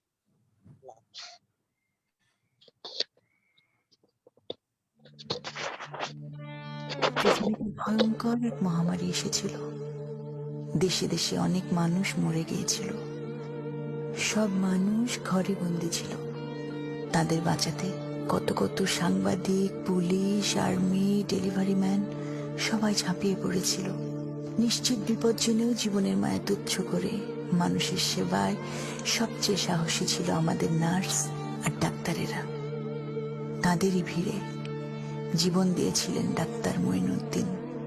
একজন ডাক্তার মরে গিয়েছিলেন অ্যাম্বুলেন্স আর আইসিইউ এর অভাবে। মানুষ বাঁচাতে গিয়ে নিজেই লাশ হয়েছিলেন গরিবের বন্ধু মঈনুদ্দিন, আমাদের সিলেটের বীর ডাক্তার মঈনুদ্দিন।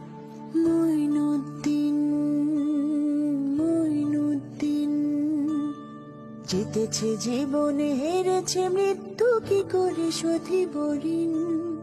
মঈনুদ্দিন, মঈনুদ্দিন, দুটি সন্তান, স্ত্রী আর অসংখ্য গুণগ্রাহী, এই মৃত্যু বীরের চোখে হানি ফেলিব নাহি।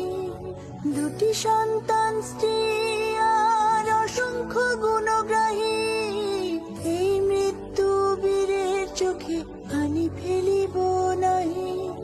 মঈনুদ্দিন, মঈনুদ্দিন, জিতেছে জীবনে, হেরেছে মৃত্যু, কি করে শোধিব ঋণ। মঈনুদ্দিন, মঈনুদ্দিন।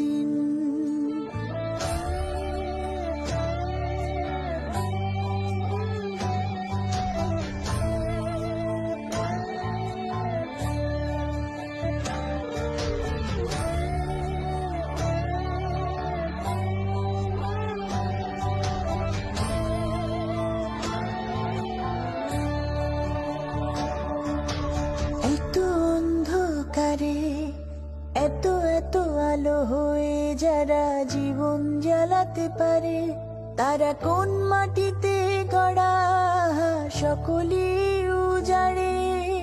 এত অন্ধকারে এত এত আলো হয়ে যারা জীবন জ্বালাতে পারে, তারা কোন মাটিতে গড়া সকলে উজাড়ে।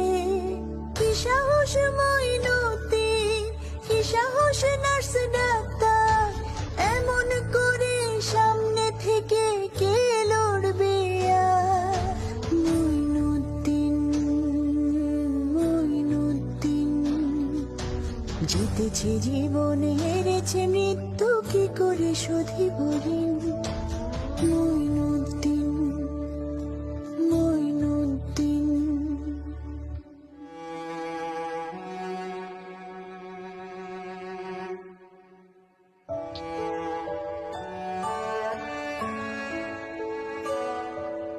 অ্যাম্বুলেন্সটা নিজেকে ক্ষমা করবে না, আইসিইউটা নিজেকে ক্ষমা করবে না। এদেশ যতদিন আছে আমরা তোমাদের ভুলবো না।